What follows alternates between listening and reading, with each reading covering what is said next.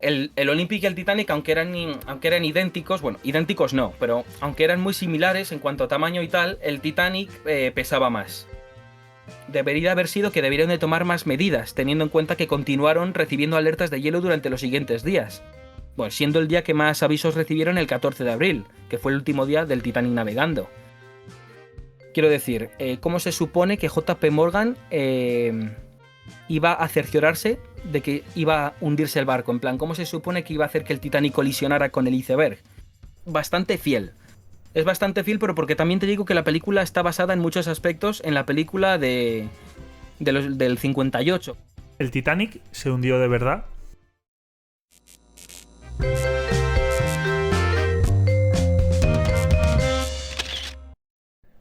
Hola, bienvenido al Fotomatón, a entrevista número 56. Y hoy tenemos un experto del famoso barco del Titanic. Él es Carlos. ¿Qué tal? ¿Cómo estamos? Pues muy buenas, muchas gracias por haberme ofrecido esta entrevista. Es la primera que hago, así que esperemos que todo salga bien. Nada, tranquilo, aquí para pasar el rato. La Hmm. verdad es que tengo ganas del Titanic. Bueno, te he dicho antes que te descubrí hace una semana y me he vuelto adicto a tus vídeos. Y, Bueno, y gracias. veremos si en verdad es el Titanic, es que está en el océano. Pues sí, habrá que hablarlo un poquito. Y bueno, antes de empezar, recordar la anterior entrevista que fue con Iván Estrada, periodista deportivo del mundo del fútbol, que tiene un canal de YouTube que habla del retrofútbol. Y así que a quien le interese este deporte, no hablamos también del fútbol moderno, pero más del fútbol de hace 10, 15 años, que para mí era el mejor que actualmente que el de ahora, que es todo dinero, negocio, que hablamos de Qatar, de corrupción, de todo un poco de la liga. Bueno, que vuelvo a repetir, quien le guste el deporte del fútbol lo puede escuchar. Y bueno, Carlos, vamos contigo. Pregunta fácil, ¿quién es Carlos y por qué te dio por el Titanic? Pues bueno, a ver, en primer lugar, bueno, gracias por lo de experto, pero bueno, yo en principio, a ver, yo no me considero un experto, evidentemente, pero bueno, sí que es verdad que, digamos, aficionado a la historia del Titanic, bueno, un poquito a la historia transatlántica en general, hablo de diferentes barcos a veces, pero bueno, el enfoque principal es el Titanic, entonces, bueno, no me considero un experto, pero bueno, digamos que me gusta divulgar este tipo de historias. Y bueno, a ver, ¿cómo? Bueno, pues mi primer contacto con el Titanic y todo esto, eh, podríamos decir que fue más o menos hace bastantes años, digamos, yo era muy pequeño. Ahora mismo tengo 20, tampoco es que sea muy mayor, pero bueno, fue hace bastante tiempo, digamos, era 2011, o sea, estaba en primaria, yo en segundo, creo. Entonces, bueno, digamos que, bueno, básicamente el origen de mi interés por el Titanic, ¿para qué ocultarlo? O sea, para qué mentirnos, como digo, fue la película, como al igual que Mm. mucha gente. Sí, el primer Eh, contacto, ¿no? ¿Cómo se dice? claro, o sea, fue la película de James Cameron, que la vi, y bueno, entonces me gustó un montón, tal, y nada, mis padres por otro lado también tienen un montón de libros del Titanic en casa y tal. Entonces, pues bueno, pues con los años he ido viendo una y otra vez la película, he ido viendo diferentes películas del Titanic, he ido leyendo libros, tal, poco a poco, y hasta 2000, bueno, perdón, hasta principios de este año, perdón, sí, hasta principios de este año, que fue cuando me creé la cuenta de Titanic Spanish Staff, es cuando ahí digamos que como quería yo hacer algo con todo el conocimiento que yo tenía y no sabía qué hacer con él, o sea, me lo tenía guardado en la cabeza y quería exteriorizarlo de alguna manera, pues dije, oye, pues me voy a crear una cuenta, ¿no? De TikTok empecé, pero también tengo de Instagram y de YouTube y ahí empecé a subir cosas. Al principio sin mi cara, y luego ya hace poquito además me animé a mostrar mi cara y así y así estamos, vaya. Y vas vestido para la ocasión, ¿no? Vas Ah, un bueno. galán, Me gusta vestir así, la verdad, me gusta. con Tampoco. clase.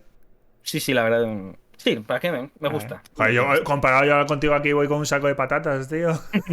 Bueno, hombre, no. Pero no, pero está guay, está guay. Vestir bien Mm. es bueno y encima, joder, a mí cuando te veo vídeos recuerdas ahí del Titanic, tío. Hombre, Hombre, no, pues sí, da un poco el pego, la verdad, da un poco el pego. Pues bueno, hay una breve introducción, luego hablaremos de tus redes sociales donde te pueden buscar, pero bueno, ya has dado una pincelada. Es que a mí esto me fascina. Tengo muchas preguntas, ¿vale? Pero Sí, vamos, sí. vamos por partes. ¿Cuál es la historia y el contexto del Titanic? Para quien no lo conozca, que es raro que la gente no lo conozca, pero bueno. No, ¿Por, claro. Sí, a ver, sí, el barco es el por más qué es famoso tan del... famoso? Claro, o sea, el barco es el más famoso del mundo, pero claro, cuando de profundizar se trata, no todo el mundo lo hace mucha gente, porque hay mucha gente que sí que se ha interesado por la historia del barco, pero digamos que la mayor parte de la gente como que no profundiza en lo, digamos, por lo que tú has dicho del por qué es tan famoso, un poquito el contexto histórico en el que, bueno, en el que se construyó este barco, ¿no?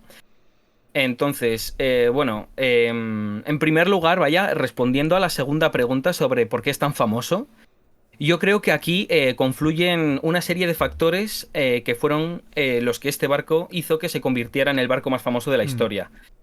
En primer lugar, yo diría, o sea, estamos hablando del que en su día fue el barco más grande del mundo. Era el objeto móvil más grande jamás construido por la mano del hombre en toda la historia, como dice el personaje de Bruce Ismay en la película de James Cameron. Y era cierto, vaya, pero eh, este factor, era el objeto móvil más grande que se construyó en ese momento, contribuyó, por supuesto, en parte a que en un inicio, antes del hundimiento, ya fuera famoso, ya fuera famoso. Entonces, luego, por otro lado, también considero que hay otro factor a tener en cuenta, y es que el hundimiento del Titanic en su momento fue la tragedia marítima más grande ocurrida en tiempos de paz. Porque en el momento en el que se hundió el Titanic no había ninguna guerra en Occidente, todavía quedaban 2 años para el inicio de la Primera Guerra Mundial. Y bueno, y esto es importante porque los barcos que suelen hundirse en una guerra suelen pasar más desapercibidos. Hay excepciones, por supuesto, como puede ser el hundimiento del Lusitania, un barco muy ujú. famoso, pero también hay ejemplos como, por ejemplo, el hundimiento del Wilhelm Gustloff durante la Segunda Guerra Mundial, que de hecho es la tragedia marítima más grande de la historia en donde más personas han fallecido. Y no todo, es bastante menos conocido que el Titanic. Sí. Y luego, bueno, otro factor del que ya hemos comentado un poquito, otro factor indudable que ha contribuido a que la gente se interese tanto por la historia del barco, han sido las películas. Han sido las películas. Y bueno, y no solo a la película de 1997, que digamos que fue la que catapultó todo este tema de gente interesada por el barco, etcétera, sino que también me refiero a películas como por ejemplo la de Walter Macchiti titulada La última noche del Titanic, que está Cierto. basada en una novela de Walter Lord, que es considerado por muchos como el padre, entre comillas, de los historiadores del Titanic, por la importante contribución que hizo con esa obra. Mm. Entonces, bueno, todo esto que te acabo de comentar es por lo que yo considero que, bueno, y en parte es objetivamente cierto, que el Titanic se ha hecho tan famoso incluso hasta llegar hasta nuestros días. Sí. Te iba a decir, Entonces, ¿fue el más grande o fue el olímpico? Bueno, esa flota. bueno, el Titanic bueno, en los transatlánticos no se medían tanto por eslora, sino que se medían por el tonelaje. El Olympic y el Titanic, aunque eran idénticos, bueno, idénticos no, pero aunque eran muy similares en cuanto a tamaño y tal, el Titanic pesaba más. Pesaba en Ah, torno a 46.000 toneladas, 47.000 y casi nada. bueno, y pesaba bastante más que, bueno, unas cuantas toneladas más que el Olympic. Sí. Entonces, bueno. Pero, y respondiendo a la primera, sobre el tema del contexto y la historia, que efectivamente para poder contar la historia del barco es importante tener claro el contexto histórico.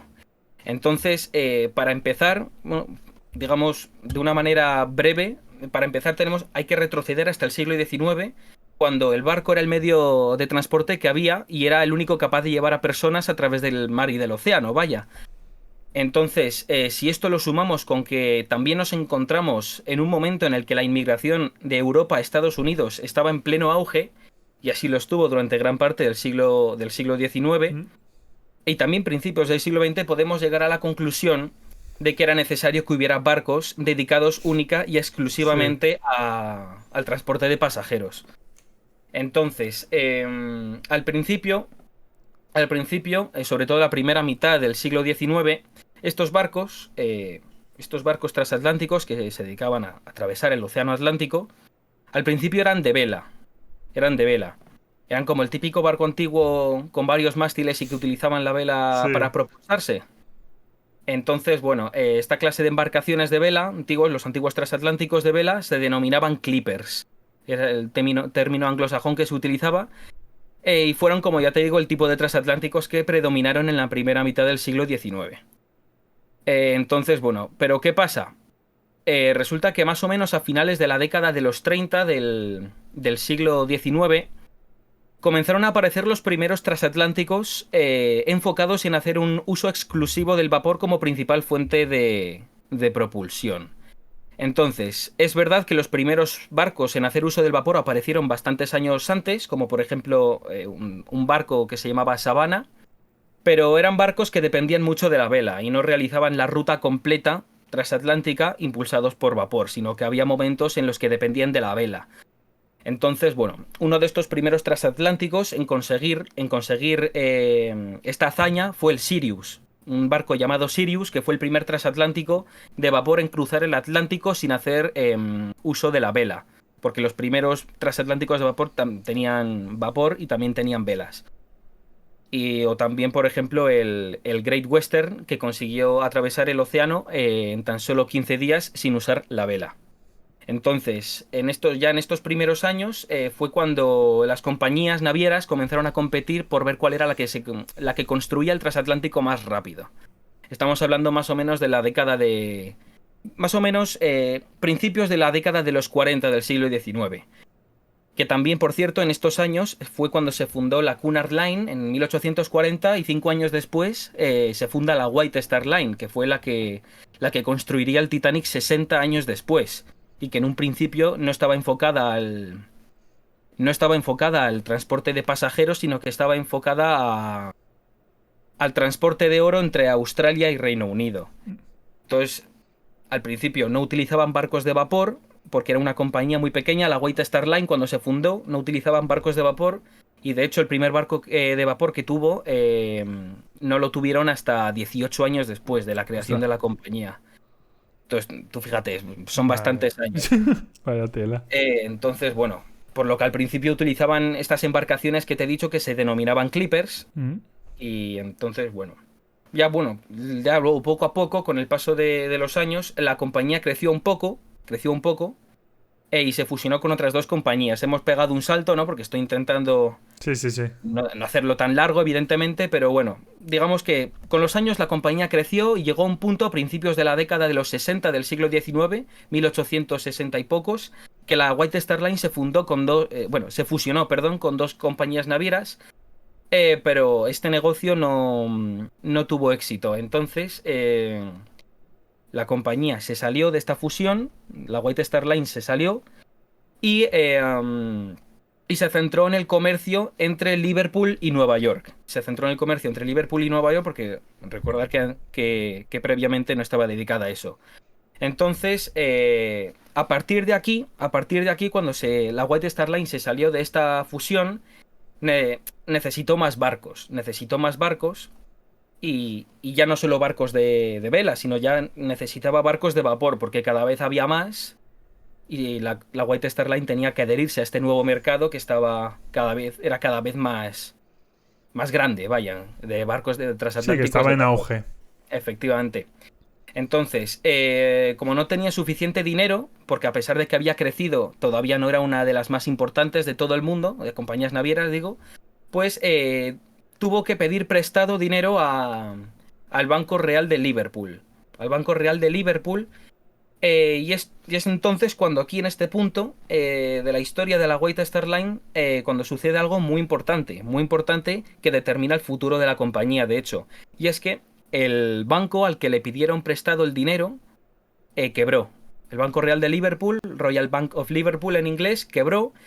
Y cuando quebró, la White Star Line se quedó con una deuda de más de medio millón de libras.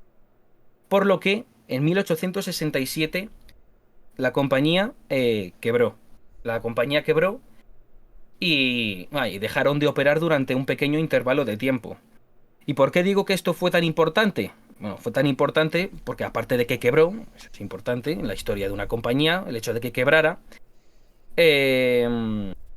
cuando quebró, como un año después, más o menos, un año... Sí, digamos, un año después, si quebró en 1867, esto que te voy a comentar, ¿ves? Fue más en 1868, pues un hombre de negocios llamado Thomas Henry Ismay, se interesó por la compañía y se la compró al único socio que quedaba de la compañía, que era uno de los socios fundadores, no me acuerdo de su nombre, pero bueno, se la compró y le costó tan solo 1.000 libras la compañía a Thomas Henry Ismay.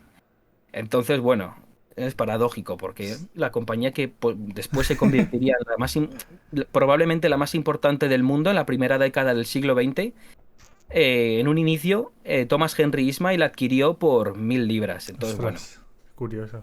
Entonces, a partir de aquí, a partir de la compra de Thomas Henry Ismay, la compañía comenzó a crecer bastante. Entonces, este crecimiento de la White Star Line lo que hizo fue estimular la competencia con las otras compañías navieras y sobre todo con la Cunard Line. Sobre todo con la Cunard Line, que fue la que se convirtió en estos años y sobre todo unos años más tarde, pero en estos años comenzó sobre todo la rivalidad de la Cunard Line con la White Star Line.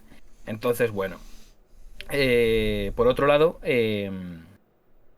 uno de los principales logros que consiguió Thomas Henry Ismay al principio, cuando recién compró la compañía, fue que consiguió asociarse, consiguió firmar un acuerdo con los que eran dueños de los astilleros de Harland and Wolff. Los astilleros de Harland and Wolff, que eran unos astilleros ubicados en Belfast, que era la capital de Irlanda del Norte. Y bueno, allí se encontraban los astilleros y el acuerdo básicamente consistió, bueno, un acuerdo monetario con diferentes términos y cláusulas, etcétera. Pero básicamente la conclusión era que estos astilleros de Harland and Wolff tan solo iban a poder construir transatlánticos para la White Star Line. No podían firmar contratos con otras compañías navieras. Entonces, digamos, fue como una especie de contrato de exclusividad, por decirlo de algún modo. Entonces, bueno, entonces a partir de aquí empezaron a construir diferentes transatlánticos. El primero fue el Oceanic en 1870. Y nada, ya poco a poco la White Star Line consiguió pues adentrarse ya con cierta fuerza en el mercado y llegó en esta última parte del siglo XIX llegó a convertirse en una de las compañías navieras más importantes del mundo, ahora sí bajo la nueva dirección de Thomas Henry Ismay. Entonces, nada, los cascos eran de acero, porque antes empezó a construir cascos de acero porque previamente eran muchos de madera. Y la flota de la White Star Line que se construyó en estos astilleros llegó a albergar algunos de los transatlánticos más famosos de la época. Podían ser, por ejemplo, el Germanic, el Teutonic o el primer Britannic. Porque la White Star Line tuvo como 3 Britannics, pues este fue el primer Britannic. Y ya ya estoy más o menos a punto de llegar a cuando se concibe el Titanic. Más o menos en 1899, cuando Thomas Henry Ismay fallece, el cargo de presidente de la White Star Line pasa a ser uno de sus hijos, que es Bruce Ismay. Pasa a ser de Bruce Ismay, por lo que digamos que la compañía inicia una nueva etapa, que se da el caso de que coincide justo con el cambio de siglo, el siglo XIX al siglo XX. Ya 3 años más tarde, en 1902, con Bruce Ismay en la presidencia, la White Star Line firma un acuerdo y es adquirida por la International Mercantile Marine, que era un trust de compañías navieras que pertenecía al empresario estadounidense J.P. Morgan, y que era un intento suyo por querer monopolizar el comercio transatlántico de pasajeros. Porque en ese momento el tema del monopolio no estaba muy regulado, no estaba tan regulado como ahora, y era legal, Entonces el tema del monopolio fue el principal enfoque de J.P. Morgan a la hora de querer fundar la International Mercantile Marine. Y esto, como digo también en mi último vídeo de YouTube, sumado con la amenazante competencia que ejercían los transatlánticos alemanes, porque estamos hablando sobre todo de transatlánticos británicos, pero los alemanes también tenían una flota de transatlánticos y unas compañías bastante fuertes, bastante fuertes. Entonces, esto sumado con lo de los alemanes, sumado con lo de la White Star Line, que es adquirida por la IMM, eh, pues esto, digamos que hizo que la Cunard Line, que te he dicho que era la rival de la White Star Line, hizo como la estimuló, la espabiló, por decirlo de alguna manera, y llegaron a un acuerdo. La Cunard Line llegó a un acuerdo a principios del siglo XX con el gobierno británico para construir dos transatlánticos, que serían el Lusitania y el Mauretania. Entonces, es en este punto ya cuando, a partir de la construcción de estos dos barcos, se concibe la idea de construir los buques de la clase Olympic, a la cual pertenecía el Titanic. Entonces ya, en 1907, esto es famoso además, en 1907 Bruce Ismay, en una cena en la mansión de William Pirrie, que era el presidente de los astilleros de Harland and Wolff en ese momento, bueno, y que por cierto, esa mansión donde fue esa cena es la actual embajada española en Reino Unido. Curioso. Decidieron ya, y entre los dos, pues que iban a construir los transatlánticos más grandes, vaya, que iban a ser los de la clase Olympic, con el fin de hacer la competencia a la Cunard Line. Y fue más o menos no, fue este el contexto en el que se concibió el Titanic. El Titanic, nació. Hostia, es súper interesante y te lo sabes bastante bien, joder. Bueno, es verdad que esto, me he apuntado algunos datos que tengo aquí en la izquierda, pero... Sí, pero sí, hostia, que bien.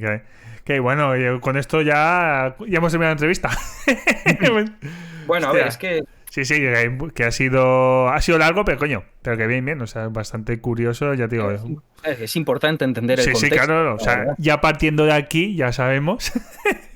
Pues sí, ya podemos meternos ya, pues, sí. Que salió de Southampton, si no lo pronuncio mal, hasta, bueno, hacía un par de paradas más y luego iba a Nueva York, ¿no? No era directo. Sí, exacto.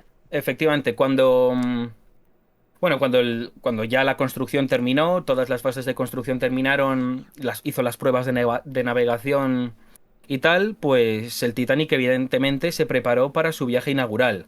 Entonces, se viajó desde Belfast hasta Southampton y llegó a Southampton el 4 de abril de 1912. Llegó a Southampton el 4 de abril de 1912. Bueno. Spoiler, dentro de 10 días se hunde. Sí, sí, efectivamente. El 14, ¿no? Fue. Efectivamente, la noche del 14 al 15. Entonces ya le quedaba poquito, ¿eh? Pero bueno.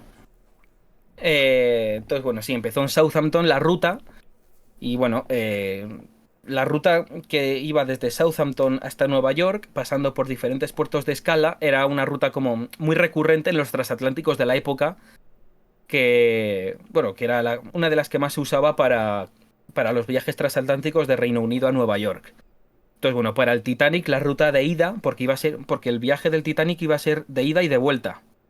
Era un itinerario que evidentemente nunca completó, pero estaba previsto que volviera, evidentemente, pero el 20 de abril además. Entonces, bueno, la ruta del Titanic de ida era la de Southampton, en Inglaterra, que era el puerto de partida. Luego el primer puerto de escala fue Cherburgo, en Francia. Después Queenstown, Irlanda, que actualmente no se llama Queenstown, se llama Cobh, un nombre muy corto. Y ya finalmente, después de hacer todas estas escalas en Europa, comenzar, digamos, de manera formal el viaje inaugural a través del Atlántico con destino Nueva York, en Estados Unidos. Entonces, bueno, la ruta tenía que durar aproximadamente 6 días y también la hicieron otros barcos. La hicieron otros barcos empezando, por ejemplo, el propio Olympic, que era el buque gemelo del Titanic, en su viaje inaugural hizo exactamente la misma ruta. Entonces, bueno, partió de Southampton. En Southampton fue donde más pasajeros y tripulantes abordaron el barco, aquel 10 de abril de 1912. Y ese mismo día, a eso de las 8 de la tarde, llegó a su primer puerto de escala, que como te he dicho fue Cherburgo, en Francia. Y bueno, un dato curioso, vaya, es que debido al gran tamaño del barco, o sea, el Titanic, no llegó a atracar en un muelle, sino que se quedó en una zona cercana a la costa y los pasajeros abordaron el barco en... Ostras, no sabía. En botes, ¿no? Sí, efectivamente, más o menos. En dos transbordadores recogían a los pasajeros en el puerto y les llevaron al al Titanic, que como era tan grande, el puerto no estaba preparado para albergar un barco de, bueno, en aquel momento el Sí, más sí, grande sí. del mundo, y no estaba preparado, al igual que muchos puertos, no era el único. Entonces, bueno,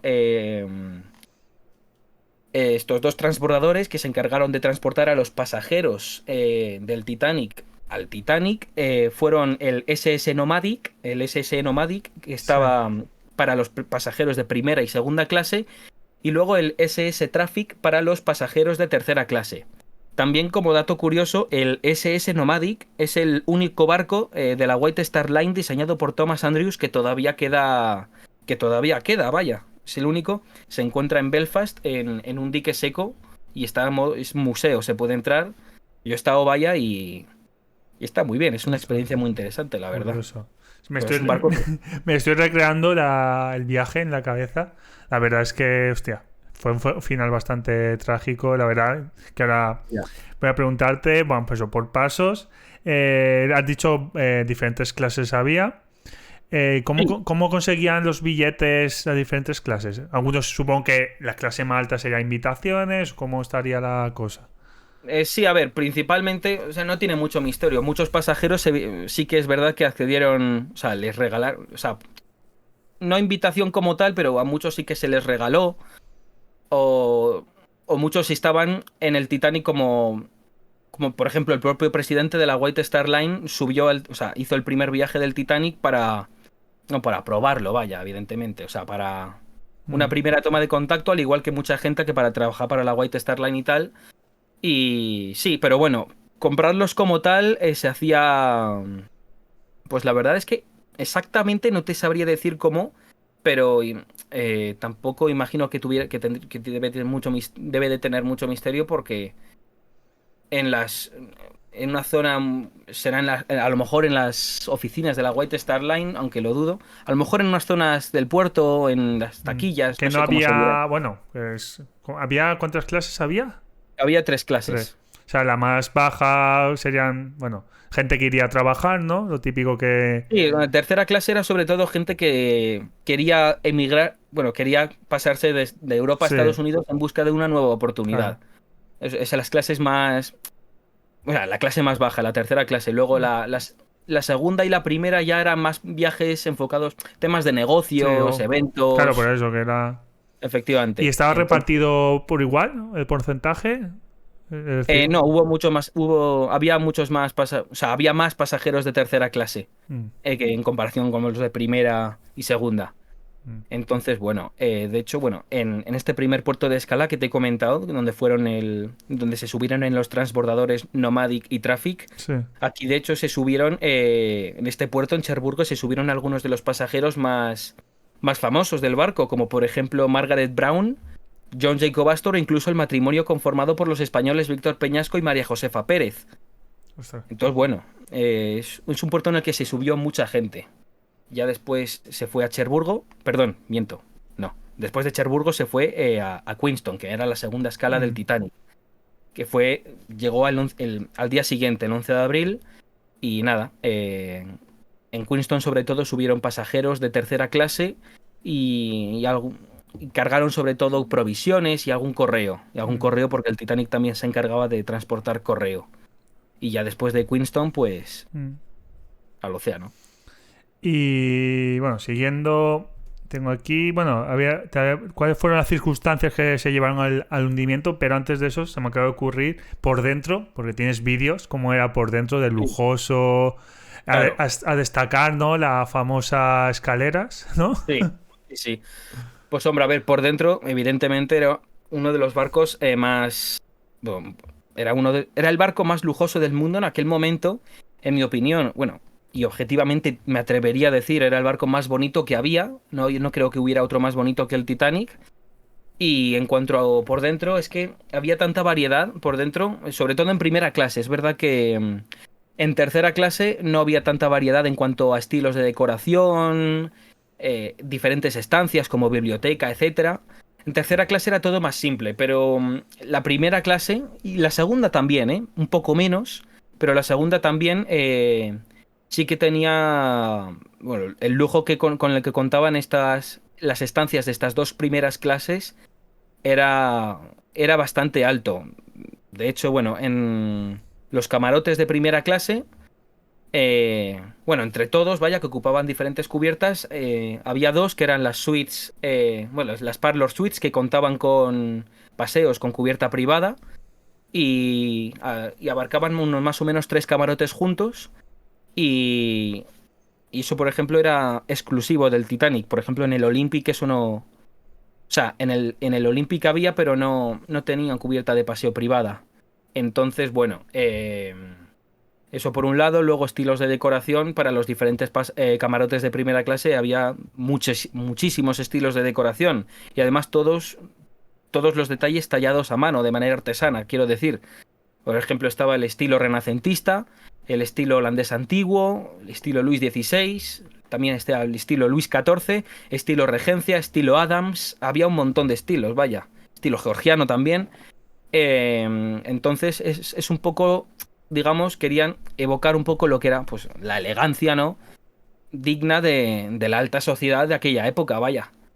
Entonces, bueno, claro, era muy lujoso. Sí. También contaba con baños turcos, piscina, Hostia. pero claro, gimnasio, pero todo enfocado a la primera clase. No podían pasar, ¿no? Me imagino, de la tercera clase Claro, a... no se podía. No se podía. No. Bueno, llegamos a la noche fatídica, desgraciada. Noche 14 de abril al 15. Sí. ¿Cómo fue?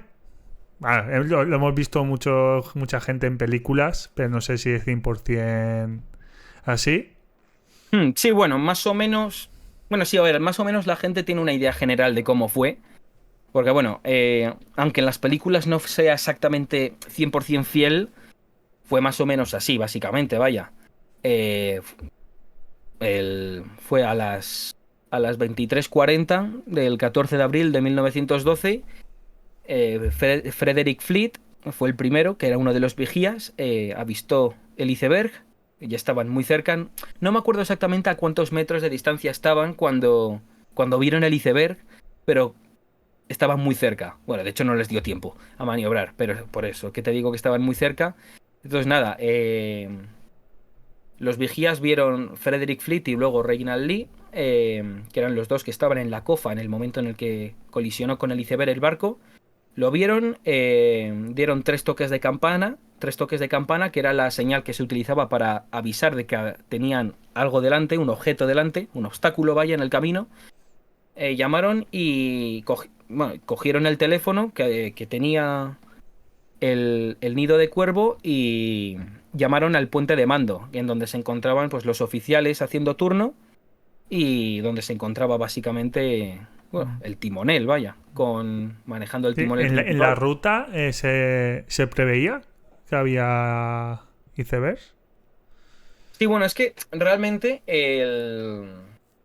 sí que se preveía, evidentemente. De hecho, o sea, ¿cómo decirlo?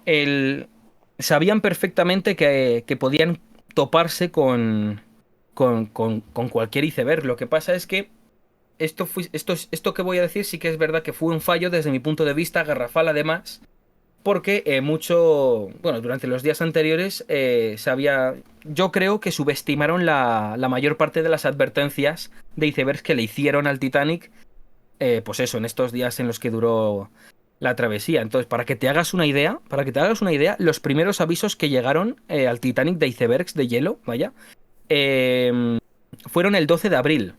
Llegaron el 12 de abril por parte de diferentes barcos que querían felicitar al Titanic por su viaje inaugural a través del telégrafo y que aprovecharon para también, vaya, comentarle la presencia de hielo en diferentes puntos de la ruta comercial del Atlántico Norte. Entonces, estamos hablando del 12 de abril más o menos. Unos días de viaje muy prematuros, porque estamos hablando del principio, no llegó ni a la mitad de la travesía cuando recibieron los primeros avisos de icebergs. Entonces, la única medida para el tema de los icebergs de la que se tiene constancia que mandó realizar el capitán fue desviar la trayectoria del barco un poco más hacia el sur, hacia una zona donde probablemente no se pudieran encontrar con icebergs. Pero bueno, a ver, es evidente que no fue suficiente, porque debería haber sido que debieron de tomar más medidas, teniendo en cuenta que continuaron recibiendo alertas de hielo durante los siguientes días. bueno, siendo el día que más avisos recibieron el 14 de abril, que fue el último día del Titanic navegando. Pero bueno, a ver, digamos, para ir un poco por partes, el desvío de rumbo que te he comentado un poco más hacia el sur que ordenó el capitán Smith, se hizo con la intención de no encontrarse con hielo, vaya, evidentemente, resulta que ese año los bloques de hielo que venían del norte de la zona de Terranova y tal, se desplazaron más al sur de lo normal, movidos por las corrientes. Ese año, además, concretamente. Entonces, evidentemente, esto hizo que la medida de desviarse al sur no sirviera de nada. Ya después, en los días siguientes, continuaron recibiendo alertas de hielo y la velocidad permaneció constante. En lo que a velocidad se refiere, el barco no modificó prácticamente... No, la velocidad del barco no se vio modificada, digamos, en ninguna parte a lo largo de la ruta del viaje que hicieron, vaya. Entonces, llegó el 14 de abril, seguían yendo prácticamente a toda máquina, vaya. No a toda máquina del todo a tope, pero muy cerca. Llevaban aproximadamente 20-21 nudos. La máxima era creo que 23 nudos. Es verdad lo que dicen las películas de... ¿Se metieron más prisa para llegar? ¿Para sorprender? Sí, es verdad que Bruce Ismay presionó un poquito al capitán para ir más rápido y así... Bueno, sí, para fardar. Es decir, mira, hemos llegado, no sé cuánto Exacto. era, un día antes o lo que sea. Efectivamente, entonces, bueno, recibieron alertas de hielo y como te digo, la velocidad permaneció constante. Entonces, llega el 14 de abril, que como ya te he dicho, fue la última noche donde el Titanic navegó, perdón, día donde el Titanic estuvo navegando. Y bueno, en este día los avisos por presencia de icebergs se intensificaron, recibiendo un total de 7 avisos por parte de diferentes barcos aquel día. 7 avisos en un solo día. Que no son pocos. Sí, sí, recibieron avisos de barcos. Bueno, lo tengo aquí, por ejemplo, el Caronia, el SS América, el Baltic, también el propio Californian envió mensajes y también un barco llamado Mesaba. Mesaba envió un telegrama también alertando al Titanic por presencia de hielo y dicho telegrama nunca llegó al puente de mando. Entonces, un poco... En este aspecto, en temas de los telegramas y el tema del radiotelégrafo, un poco, desde mi punto de vista, hubo un poco de desorganización. Un poco de desorganización y sobre todo que subestimaron. Digamos, el capitán sobre todo, pero yo diría que un poquito en general se subestimaba un poco el hecho de que pudieran encontrarse con los icebergs, sí. Vaya.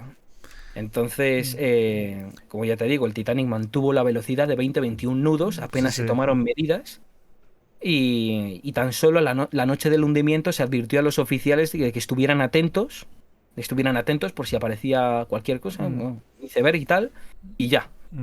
Vale. Y luego... no, perdón, dime. Nada, te iba a preguntar, que esto luego irá a las teorías conspiranoicas. Claro. ¿Un iceberg puede hacer ese tamaño? O sea, la raja que le hizo a... Siempre me equivoco, no sé si fue en proa, en popa, no sé dónde fue. Fue en el lado de estribor de... Sí, en la zona de proa, en el lado de estribor por debajo del nivel... O sea, por debajo del nivel del mar. De hecho, ¿puede pasar? O sea, ¿tiene esa fuerza...? O sea, si realmente aquí hay... Porque luego dicen que había un incendio ahí y tal, que bueno, que ahora hablaremos lo demás al final, pero... A ver, en un principio... A ver, es que hay diferentes... Yo sobre este tema concreto he escuchado diferentes, bueno, teorías, entre comillas, porque esto no es conspiración. Son diferentes teorías que pudieron pasar.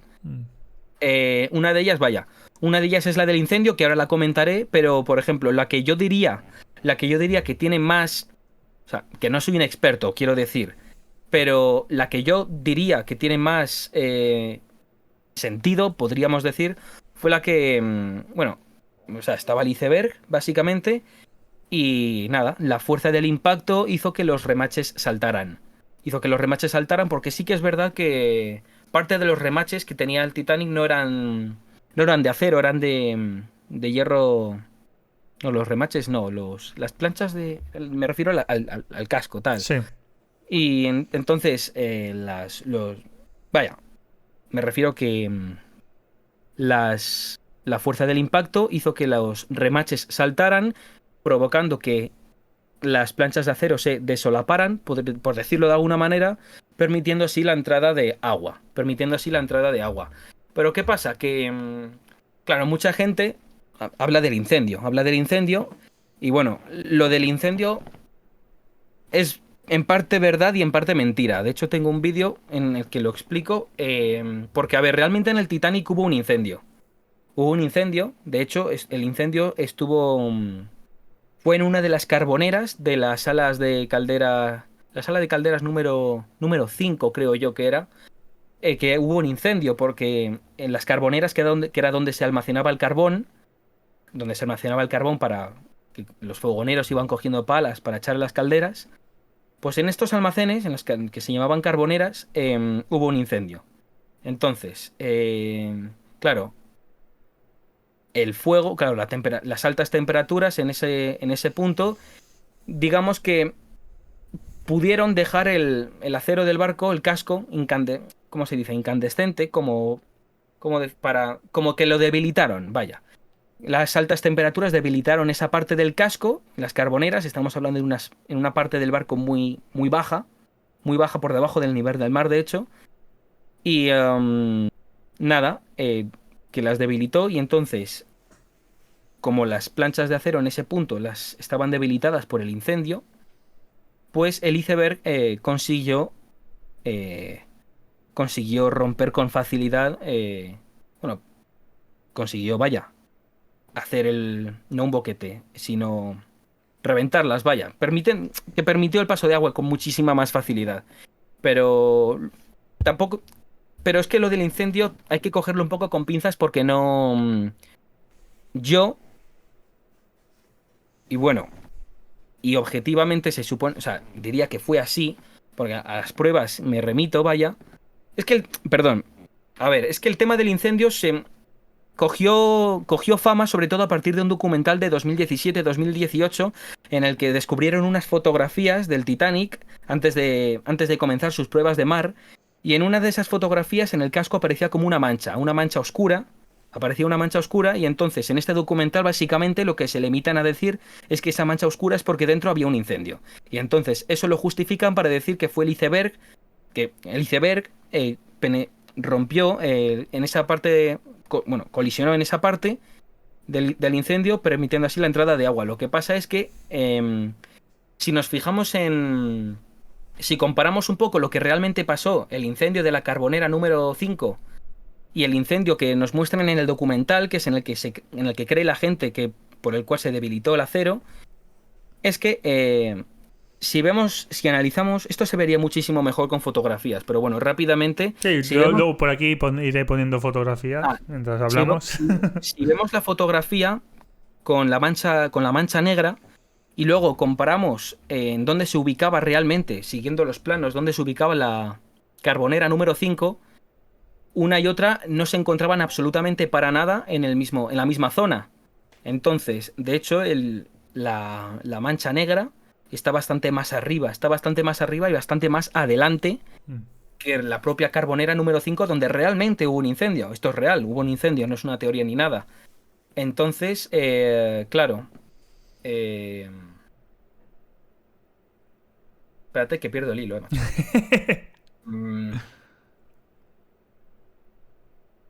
Bueno, básicamente eso, que contrastando estas dos cosas, la realidad y la teoría del documental que yo te comento, podríamos llegar a la conclusión de que el incendio no fue parte, vale. no tuvo que ver en ninguna parte del hundimiento. Yo diría que fue más bien el tema de las planchas de acero que los remaches. Sí, el calor lo debilitaron. Pero luego hay otras personas que dicen que el iceberg rajó al barco por debajo, le hizo una raja por debajo, y esta es una teoría que que últimamente ha cogido alguna fuerza, porque un experto que se llama Parks Stephenson la está contemplando como una posibilidad. Entonces, bueno. Pero yo diría que fue lo del tema de que saltaron los remates. Que al final es como una cadena de errores, ¿no? Has dicho Bueno, aparte del fuego, luego que al sur, ¿no? Que aunque se desviaran los icebergs Claro. iban. Que también quiere decir que, bueno, está la teoría de los binoculares, ¿no? Que se olvidaron, tal. Sí, efectivamente. No, lo del tema de los binoculares. A ver, la historia de los binoculares. A ver, ¿cómo decir? A ver, la historia de los binoculares, la gente la suele tratar como de una manera muy simple, pero realmente tiene su explicación. Y bueno, a ver, en el Titanic como, bueno, vamos por partes. En el Titanic, como se sabía, había diferentes oficiales, ¿no? Estaba el primer oficial, segundo oficial, tercer oficial y así sucesivamente hasta el sexto. Hasta el sexto. Y luego por encima de todos ellos estaba el oficial en jefe o el jefe de oficiales, como se denomine. ¿Qué pasa? Que en un inicio el jefe de oficiales iba a ser William Murdoch. Iba a ser William Murdoch. Entonces, bueno, perdón. Iba a ser William Murdoch, el primer oficial iba a ser Charles Lightoller y el segundo oficial iba a ser un hombre llamado David Blair. David Blair. Entonces, hasta aquí todo correcto. Pero sucedió que en el último momento, unos cuantos días antes más o menos del viaje inaugural del Titanic, la White Star Line decidió nombrar a otro hombre llamado Henry Wilde jefe de oficiales, que era el cargo que hasta ese momento ostentaba William Murdoch. Entonces, el motivo según, bueno, vaya, según he podido leer, el motivo por el cual hicieron este cambio fue la experiencia de Henry Wilde que tenía, bueno, la experiencia que tenía Henry Wilde con grandes transatlánticos siendo oficial jefe, vaya, ostentando ya ese cargo. Entonces, de esta manera, William Murdoch, que en un inicio iba a ser el oficial en jefe o jefe de oficiales, descendió a ser primer oficial y Charles Lightoller pasó a ser segundo oficial. Y entonces, ¿qué pasó con David Blair, que iba a ser el segundo oficial al principio? Pues básicamente se quedó fuera de la lista. Lo lógico hubiera sido pensar que pasó a ser tercer oficial, pero eso no pasó y los motivos la verdad es que los ignoro. Ostras. Entonces, el caso, según se dice, vaya, como un día antes del viaje inaugural del Titanic, es decir, el 9 de abril, cuando David Blair fue a abandonar el barco, porque se había quedado fuera, fue a abandonar el barco, pues de manera accidental se llevó las llaves del casillero en donde se guardaban los binoculares del Nido de Cuervo, que era el puesto de los vigías. Entonces, siendo este el motivo por el cual Sí, los la vigías, vaya, teoría. los vigías no tuvieron binoculares. Entonces, bueno, desde hace unos cuantos años se viene diciendo que aunque hubieran tenido los binoculares, poco hubieran podido hacer, ya que en la noche del hundimiento no se veía absolutamente Mm. nada, alrededor del barco se veía prácticamente todo negro, y bueno, y unos binoculares te ayudan a ver más de cerca y de una manera más precisa lo que se tiene delante, Claro, si pero no ve. no alumbran, Claro, si no no ve. alumbran. Entonces, yo personalmente dudo que los binoculares hubiesen hecho algo, porque yo creo que no se hubiera visto el iceberg. Ya, vaya. Y bueno, también hay. Bueno, llegamos a la noche, el hundimiento. ¿Cómo fue? ¿Se partió en dos? O sea, yo te digo como vemos en la película, Sí. ¿vale? Luego hablamos también si las bengalas, ¿no? Que dispararon unas bengalas que eran de fiesta, no sé si eso es Sí. verdad. Los barcos cercanos que no hicieron caso. Mm. ¿Cómo fue esa noche fatídica?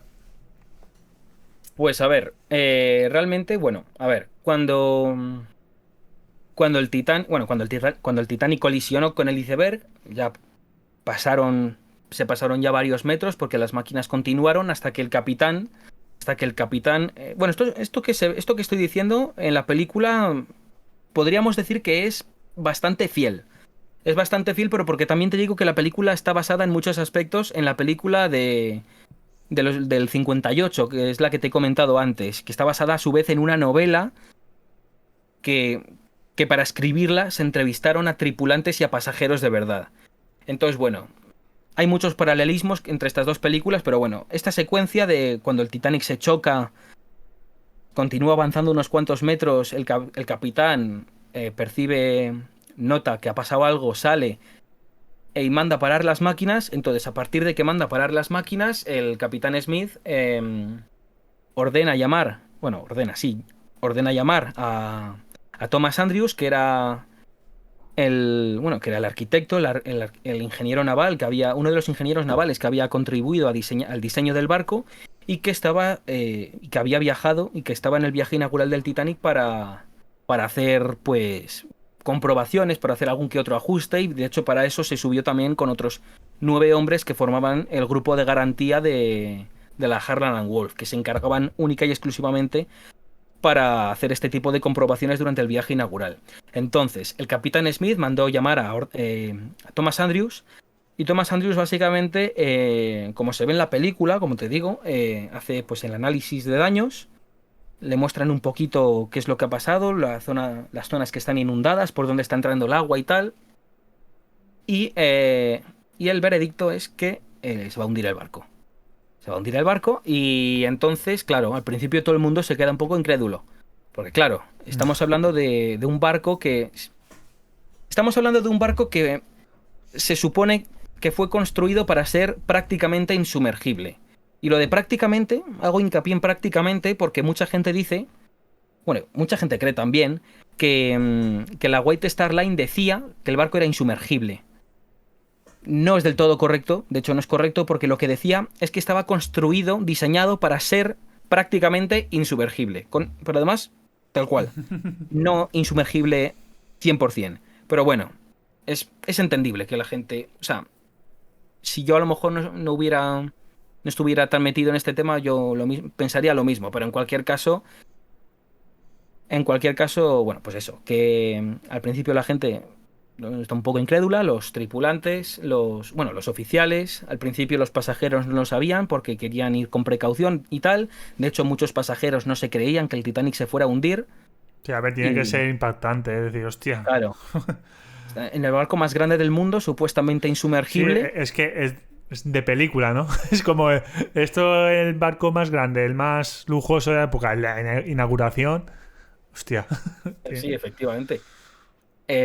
No, pues es lo que te digo, mucha gente no se lo creía, mucha gente se resistió a salir afuera, mucha gente se quedó también en sus camarotes, y los de tercera clase fueron los que más notaron el golpe. Pero los que dormían en una zona más hacia popa ahí no se sintió tanto el golpe. Y ya para los que estaban en una zona de popa de primera clase en las cubiertas superiores y también un poco de segunda, esos apenas lo notaron. No lo notaron, y esto también se dice en la película. Muchos pensaron que había podido desprenderse una pala de la hélice. Una pala de la hélice porque esto es una pequeña alusión que se hace en la película porque al Olympic le pasó justo eso. Perdió una pala de la hélice el Olympic y tuvieron que llevarlo a Belfast, donde lo arreglaron y tal. Entonces, bueno, mucha gente pensó que en un inicio había sido eso. Pero a medida que la gente veía el tema ordenaron abrir los botes salvavidas, prepararlos, estaban ordenando que la gente se pusiera los chalecos salvavidas. Tengo inciso, botes había pocos, ¿no? Igual que... Sí, botes había pocos. Que estéticamente, ¿no? Lo que quitaron para que quedara bonito, ¿puede ser? Sí, exacto. A ver, el tema de los botes salvavidas es un tema que... Fue otro error, sinceramente. Es que eso es un cúmulo de cosas, es una cadena de errores. Otro error porque, a ver, los botes salvavidas evidentemente no hubieran impedido el hundimiento, pero sí que hubiera impedido que falleciera tanta gente. Entonces, a ver, el Titanic contaba con 20 botes salvavidas, 16 botes normales, 2 de emergencia y 2 botes plegables. Y bueno, y entre todos, su máxima capacidad entre todos podría haber llegado hasta unas 1170 personas. Si se hubieran lanzado todos a tope, se podrían haber salvado 1170 personas. ¿De cuántas habías? Había 2200. O sea... Apenas llegaba a la mitad. Entonces. Pero el Titanic se pasaba por 4 botes el límite legal. O sea, realmente el Titanic... Es que el tema de las leyes de la Junta de Comercio británicas estaba muy obsoleto. Eran unas leyes que estaban enfocadas principalmente a las embarcaciones antiguas, y que no requerían tantos botes, y bueno... Entonces... A los de madera, ¿no? A los que eran de madera. Claro, sí, eran de madera. Pero entonces, claro, pero lo que no se había tenido en cuenta era que cada vez los transatlánticos eran más grandes. Y a medida que se iban construyendo transatlánticos más grandes, pues lo lógico hubiera sido que hubieran metido cada vez más botes salvavidas. Pero no, o sea, se construyó el Titanic y la capacidad de botes salvavidas, o sea, perdón, y el límite de botes salvavidas legal, el margen legal, era de 16. Y el Titanic tenía 20, por lo que se pasaba. Entonces, bueno, de hecho las leyes cambiaron, pero... Sí, a raíz de eso... Efectivamente, entonces, bueno, porque en un inicio, el responsable de disposición de los pescantes y de los botes salvavidas, que era Alexander Carlisle, que trabajó junto con Thomas Andrews en el diseño del barco, tenía previsto introducir 64 botes salvavidas. 64. Hostia. Pero la White Star Line quiso reducir el número a 32 y Hostia. después a 16. Pero terminaron siendo 20. Entonces, los motivos por los cuales quisieron eliminar tantos botes, seguramente es como lo que tú has dicho de... giraban en torno sobre todo al espacio, en la cubierta de botes y a la imagen que tuviera el público en cuanto a la seguridad del barco. Pues claro, tú ves el transatlántico más, que se supone el transatlántico más seguro del mundo, lo ves petado de botes salvavidas. Y ya dices, hostia, esto... Claro, entonces... Y luego también motivos estéticos que están ligados al tema del espacio en la cubierta de botes. Entonces... Y estás contando eso, bueno, el bote que... Por seguir el hundimiento... Supongo que es lo típico, ¿no? Bueno, lo que decían, primero niños, mujeres... Sí, exacto, o sea, en aquel momento como... O sea, la ley de... O sea, no era algo formal, vaya, pero la ley marítima, así como por costumbre, se decía mujeres y niños primero. Y no, sí, ese fue y eso de hecho fue lo que se siguió a rajatabla. Lightoller, que fue un oficial, el segundo oficial, fue el oficial de más rango que sobrevivió, fue conocido, bueno, una de las cosas por las cuales se hizo así famosillo, vaya, era porque no permitió, pero de ninguna manera, totalmente inflexible, no permitió la entrada en los botes salvavidas de hombres. No, o sea, pero no dejó a ninguno. No dejó a, por ejemplo, a John Jacob Astor, que era el pasajero con más dinero. Es famoso por eso, vaya. Bueno, ya era famoso por otras cosas, pero se le conoce actualmente es por eso que se le conoce, porque era el pasajero del Titanic que más dinero tenía. Y el propio Lightoller le negó la entrada en un bote salvavidas cuando éste le preguntó si podía acompañar a su mujer. Entonces dejó entrar a la mujer, Madeleine Astor, y a John Jacob Astor no le dejó. No le dejó y así le pasó a muchos, al igual que a John Jacob Astor le pasó así a muchos hombres. Lightoller solo dejó ir a un hombre, dejó embarcar en un bote salvavidas a un pasajero que era hombre, que era si no me equivoco el nombre, era el mayor, bueno, dicho tal cual como se escribe es el mayor Peuchen, pero no sé cómo se pronunciará, Peuchen o no sé. Sí. El caso es que le dejó embarcar en un bote salvavidas, en el bote salvavidas número 6, de hecho, porque necesitaban agente remando, y entonces dijo, se necesita alguien para remar tal, y entonces dijo, yo soy, porque ya tenía experiencia con el tema del mar y tal, no sé lo que era exactamente, pero estaba relacionado con el mar, y el caso es que Lightoller le dijo, venga, pues sube, y como el bote ya se había arriado, tuvo que descender por una cuerda, descendió y se fue deslizando hasta llegar al bote. Entonces este pasajero, que fue hombre, se salvó, pero al igual que muchos, bueno, muchos no, pero al igual que algunos que sí que se salvaron también, su reputación se vio muy dañada porque abandonó el barco cuando todavía había niños y mujeres. Sí. Y entonces, bueno, le pasó eso a varios pasajeros. Otro pasajero también le pasó, por ejemplo, otro pasajero fue Sir Cosmo Duff Gordon, que junto con su mujer se salvaron en un bote salvavidas, y a estos incluso les acusaron de sobornar a los marineros que había en el bote salvavidas para que no regresaran ya pasadas unas horas a buscar algún superviviente que estuviese flotando. Le acusaron de eso, aunque no se llegó a probar del todo, pero y así a varios pasajeros de primera clase hombres que vieron su reputación dañada por Bruce Ismay, por ejemplo. Bruce Ismay, que bueno, la historia de Bruce Ismay es algo...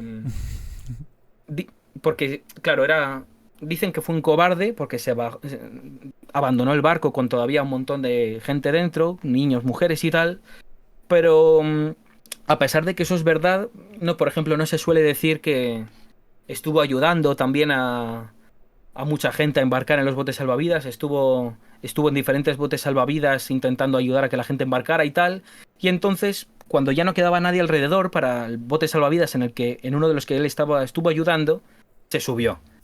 Entonces, bueno, eso es un poco... Y como él, pues muchos pasajeros Sí. de primera clase. A ver. Entonces, bueno... Y te quería preguntar, bueno, ¿cuántas personas sobrevivieron al final?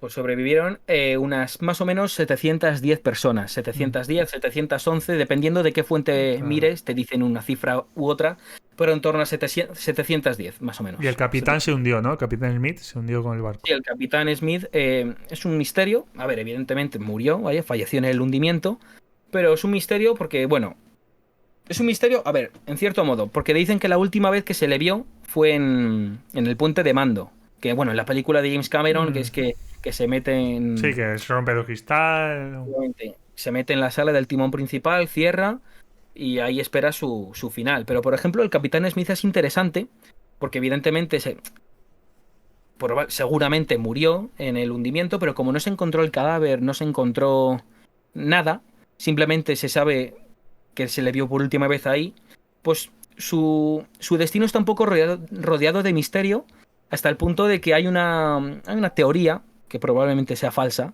pero bueno, la teoría está ahí y además tiene bastantes años, desde el siglo pasado la teoría, que dice que el Capitán Smith no se salvó, pero que sí salvó a un bebé que se había quedado en el mar, salvó a un bebé, lo cogió y y lo llevó nadando a un bote salvavidas y luego él se regresó al Titanic.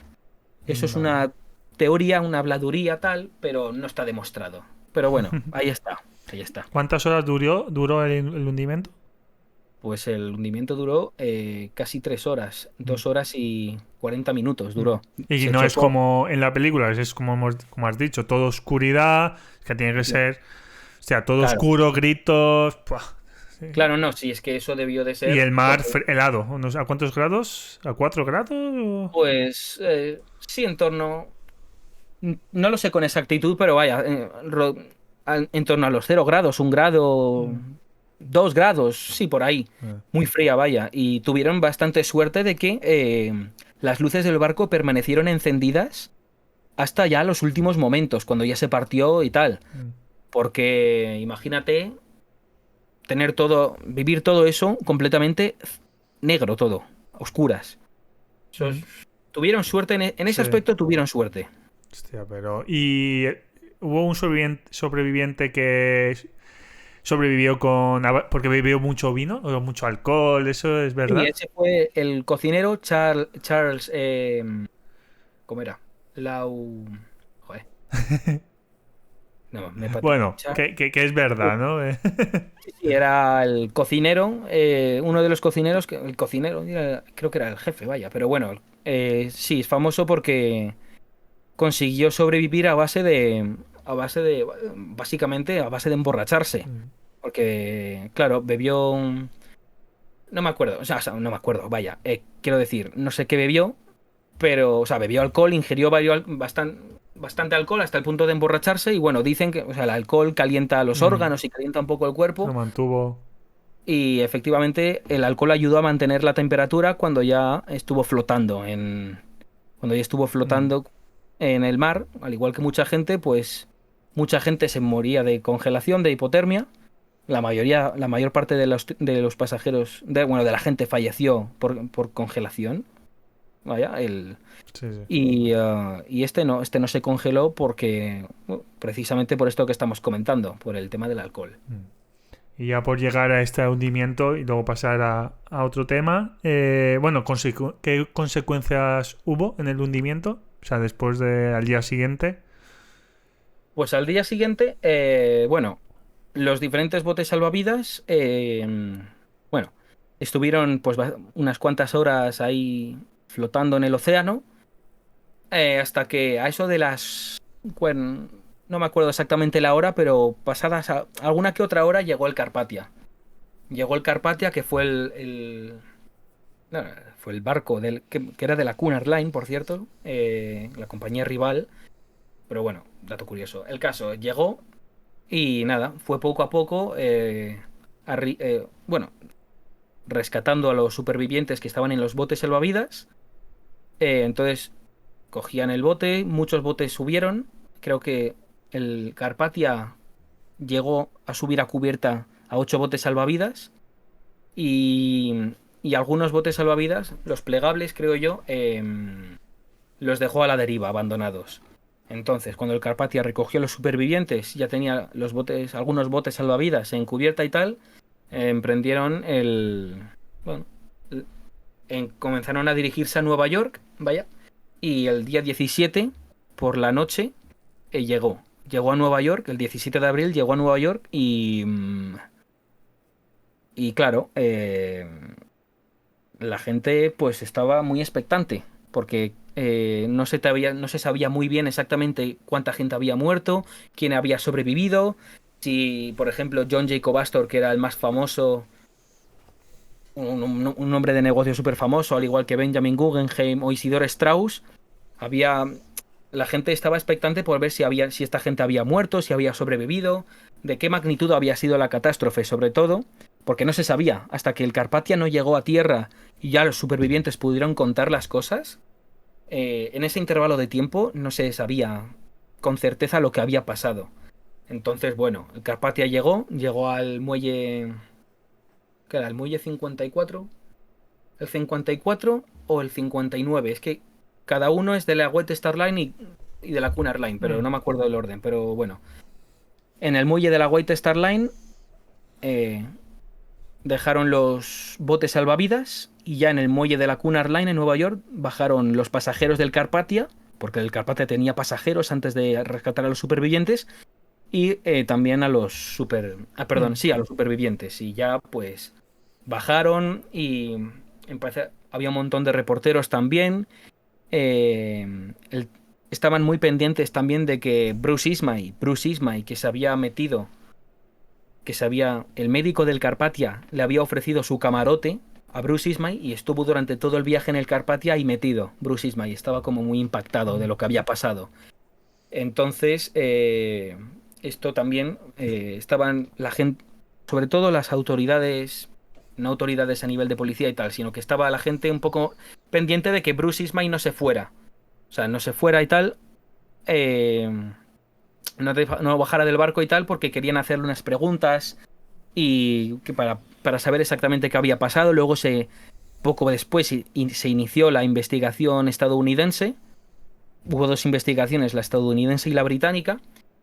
Y antes de que los supervivientes y los tripulantes y todos los que estaban en el Titanic volvieran, muchos de ellos a Inglaterra, pues tuvieron que comparecer en esta investigación. Les hicieron muchas preguntas a un montón de gente, supervivientes y tal.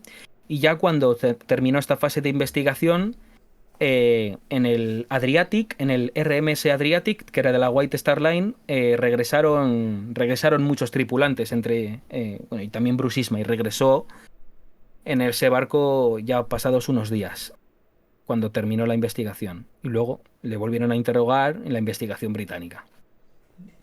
Curioso.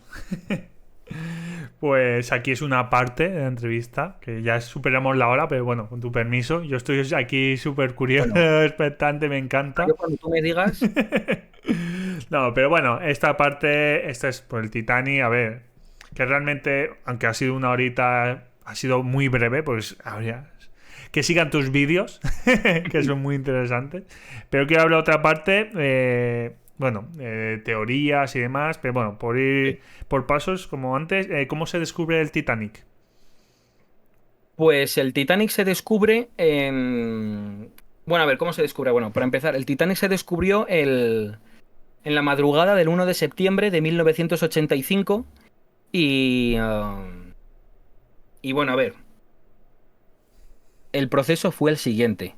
Vaya, en Estados Unidos, a la institución oceanográfica de Woods Hole, a la que pertenecía Robert Ballard, la Armada estadounidense le encomendó la tarea, la misión de mapear, de localizar más bien dos submarinos que se habían hundido como 15 años o 20 años atrás, el USS Tracer y el USS Scorpion, dos submarinos que habían desaparecido.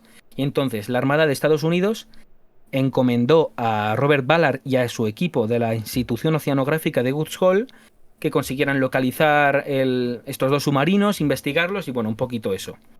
¿Qué pasa? Que desde hace bastantes años Robert Ballard había estado interesado en la historia del Titanic. Era como aficionado, digamos. Su sueño había, digamos, sido querer siempre encontrar el Titanic. Llegar a algún momento en el que pudiera emprender una expedición en la que pudiera encontrar los restos del Titanic, porque tuvo 70 y pico años sin descubrirse el pecio. Entonces, cuando la Armada le encomendó esta misión de los submarinos a Robert Ballard, pues Robert Ballard, que sabía que el pecio del Titanic se había hundido en una zona más o menos próxima a donde tenía que buscar los submarinos, pues pidió permiso a la Armada para que, una vez hubiera terminado la misión de los submarinos y tal, con los días restantes, pudiera dedicarlos a buscar el Titanic. Entonces, bueno, le dijeron que sí y comenzó la expedición. Entonces, comenzó la expedición, se encargaron del tema de los submarinos y tal, pero bueno, creo que estuvo compuesta por dos. Primero hubo una expedición y luego hubo otra, porque hubo dos expediciones para el tema de los submarinos. Pero bueno, el caso es que cuando Robert Ballard vio que iba a necesitar ayuda para buscar los restos del Titanic, porque él solo, su equipo solo, iba a quedarse sin tiempo y no iban a conseguir el objetivo, vaya, que era encontrar el Titanic.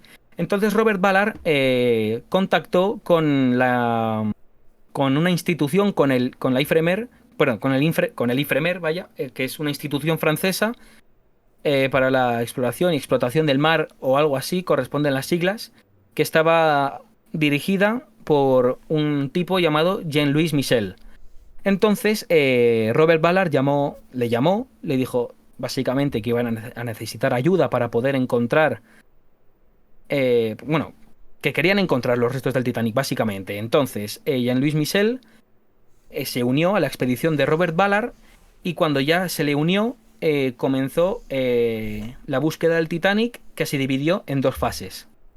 La primera fase estuvo liderada por el equipo francés del IFREMER, liderado por Jean-Louis Michel, y mientras se realizaba esta primera fase, Robert Ballard continuaba con el tema de los submarinos. Entonces, cuando llegó el equipo de Jean-Louis Michel en un barco que se llamaba Le Suroit, en francés, vaya, pues llevaron un equipo llamado Argo, que era, digamos, un sonar de barrido lateral, que era como la última tecnología de la época para este tipo de misiones en el mar. Y entonces Jean-Louis Michel aportó el Argo, que fue con este sonar, esta máquina con la que buscó el Titanic en la zona que acordaron. Entonces, la estrategia de Jean-Louis Michel para buscar en esta primera fase al Titanic era utilizar el sonar de barrido lateral en un patrón conocido como cortacésped, que era ir por un lado, luego volver por el otro, pero un poco más al lado, y así sucesivamente hasta cubrir una porción del terreno importante. ¿Qué pasa? Que no encontraron nada en esta primera fase. Los franceses no encontraron nada, pero consiguieron eliminar más del 75% del área de búsqueda, el perímetro que habían acordado en el que iban a buscar el Titanic. Entonces, los franceses no encontraron nada, pero cuando terminaron, entonces empezó el equipo de Robert Ballard. Que Robert Ballard utilizó otro sistema, que ¿cómo se llamaba? Esto es importante. Voy a ver. Es importante el sistema que utilizó Robert Ballard para... ¿Y encontraron los submarinos o no? Los submarinos sí los terminaron encontrando. Al final es como, mira, No, sí. No, pero el tema de... Es que quiero que quede bien claro esto. porque ya he comentado la primera fase de la búsqueda, que fue con el Instituto Francés para la explotación del mar, liderado por Jean-Louis Michel, que utilizó el Argo, que era el sonar de barrido lateral. Y ahora, cuando terminó la primera fase, el equipo francés empezó Robert Ballard con su parte. Entonces, lo tengo aquí y me gustaría consultar el nombre porque es importante para... Es importante. Como lo tengo aquí ya abierto,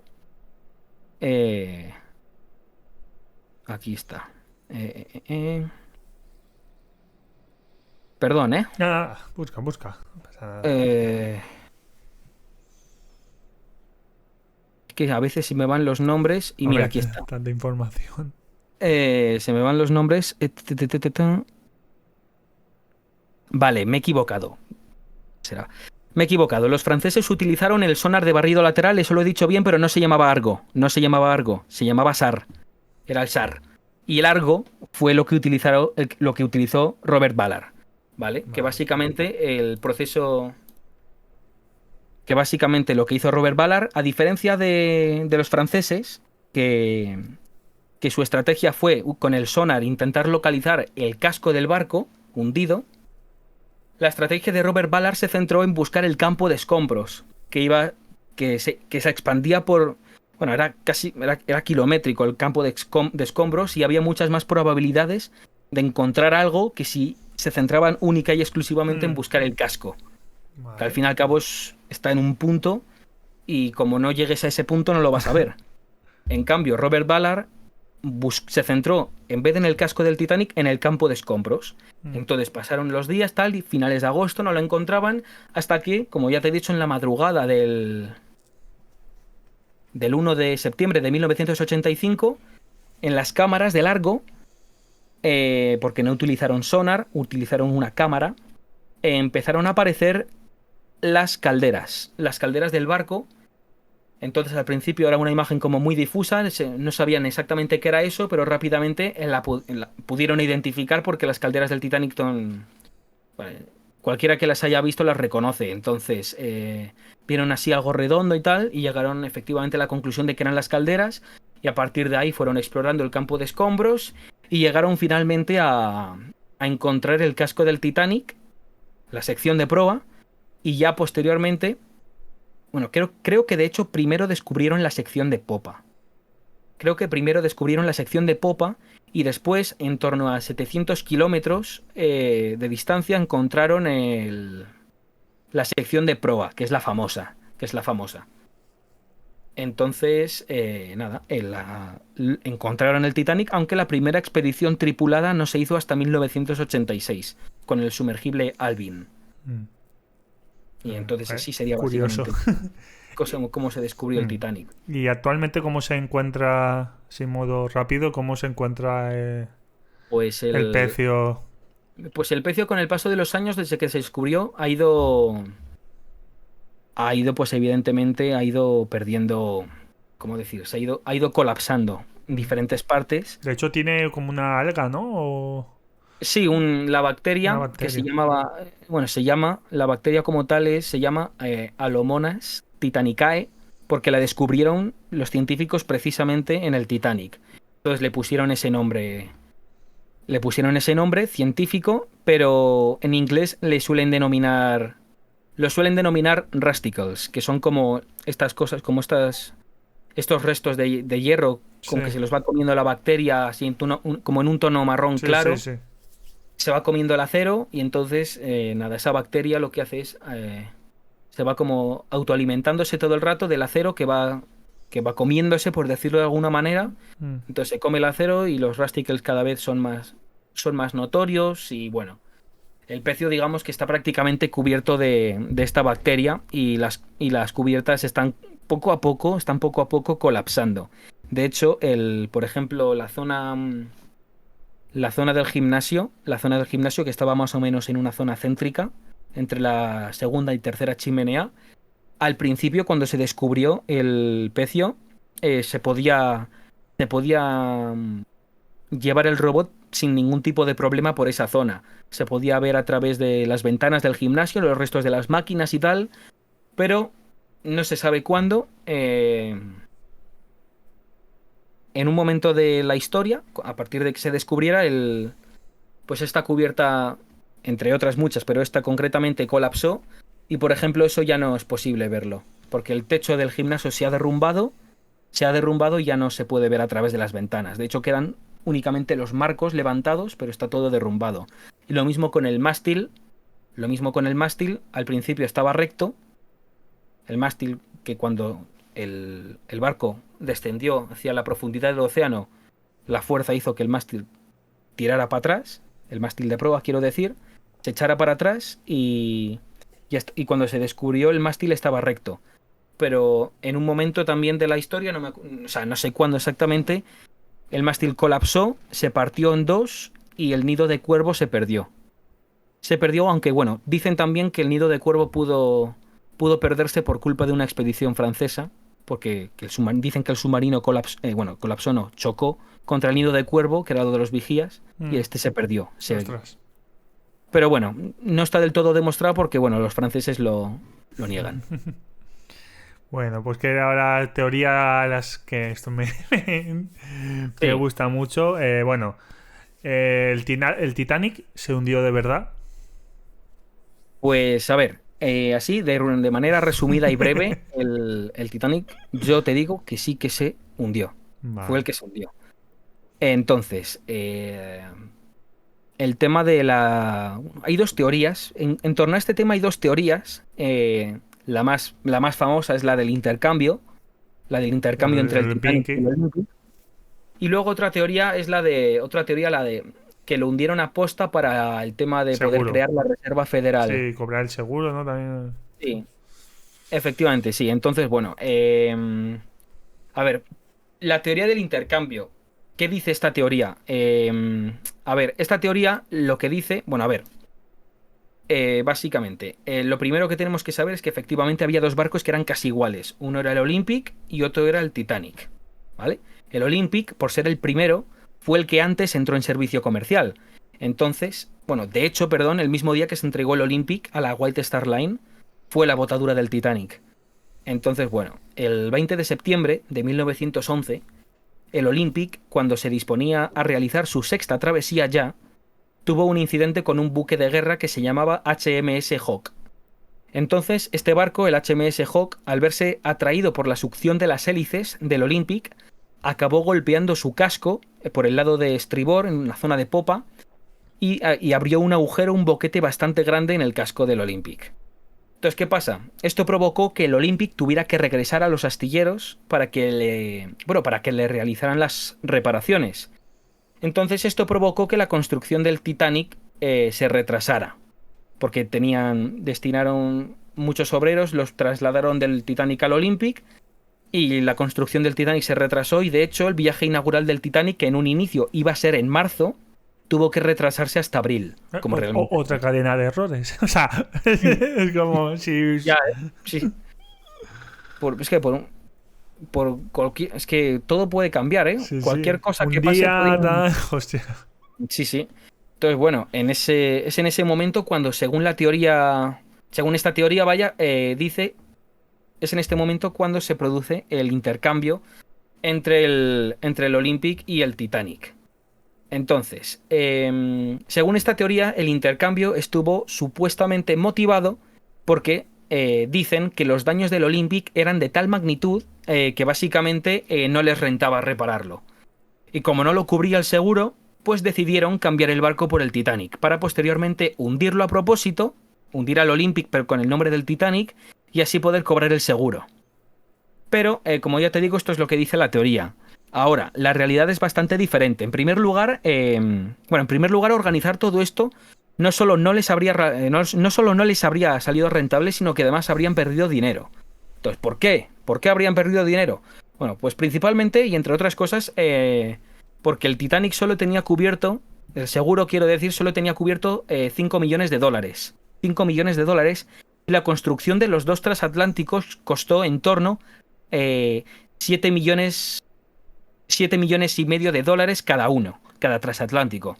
Entonces, estaríamos hablando de una pérdida de más o menos 2,5 millones de dólares, teniendo en cuenta que el seguro solo cubría 5 millones en el Titanic y la construcción costó 7,5 millones de dólares.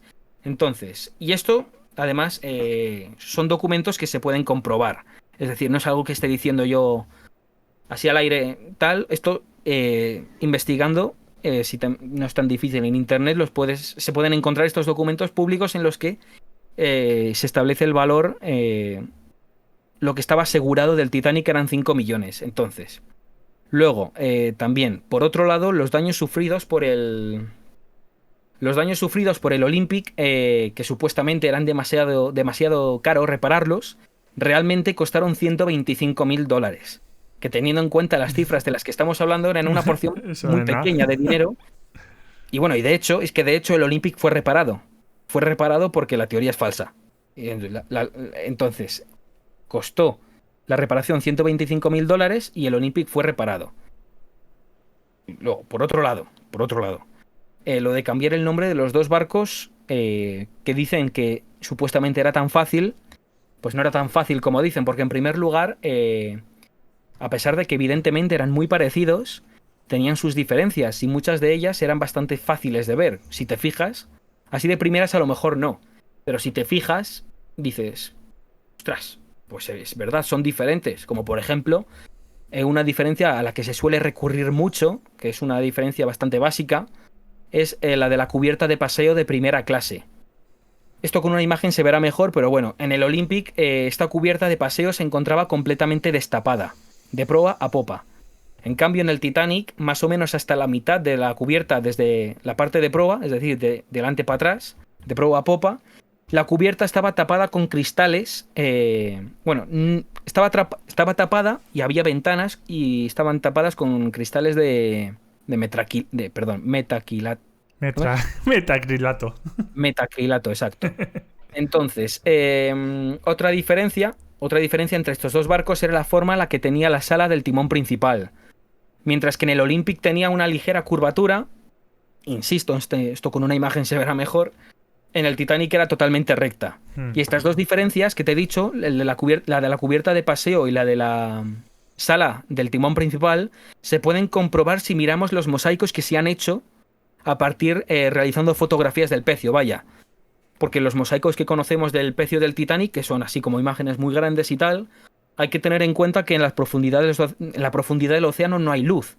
Entonces, para hacer este tipo de mosaicos, pues lo que se hace es sacar un montón de fotografías con iluminadas, luego las juntan todas y forman el mosaico. Y gracias a eso podemos ver cómo es el pecio del Titanic, independientemente de los procesos de recreación 3D y fotogrametría, eso ya va aparte.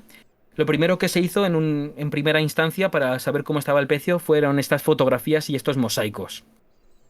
Entonces, como ya te digo, estas dos diferencias se pueden comprobar si miramos estos mosaicos. A ver, aparte, si lo hubieran cambiado, a ver, alguien, o sea, ocultar eso, o sea, sería muy difícil. Claro. O sea, hacer eso en mitad en los astilleros donde sea, dices, hostia, a ver, y alguien se iría de la boca. No, claro, evidentemente, o sea, totalmente, porque es que es imposible que nadie dijera absolutamente nada. De hecho, bueno, de esta teoría hay muchas variantes, pero bueno, y una de ellas dice que hubo un tripulante, no me acuerdo de su nombre, pero bueno, en internet está, dicen que hay un tripulante que que estuvo a bordo del Titanic y que cuando sobrevivió y ya se fue a morir ya, de anciano, dijo que sus últimas palabras fueron que el Titanic no se hundió, fue el Olympic. Pero no se tiene constancia de que eso fuera cierto, entre otras cosas porque esa persona que dicen, los que defienden esta teoría, esa persona nunca estuvo en el Titanic. No me acuerdo de su nombre, pero es una variante. No siempre se incluye cuando te cuentan la teoría, pero... Sí. O a J ahí hizo un troleo, ¿sabes? Sí, lo de... En plan, mira, yo ahí lo dejo. Sí.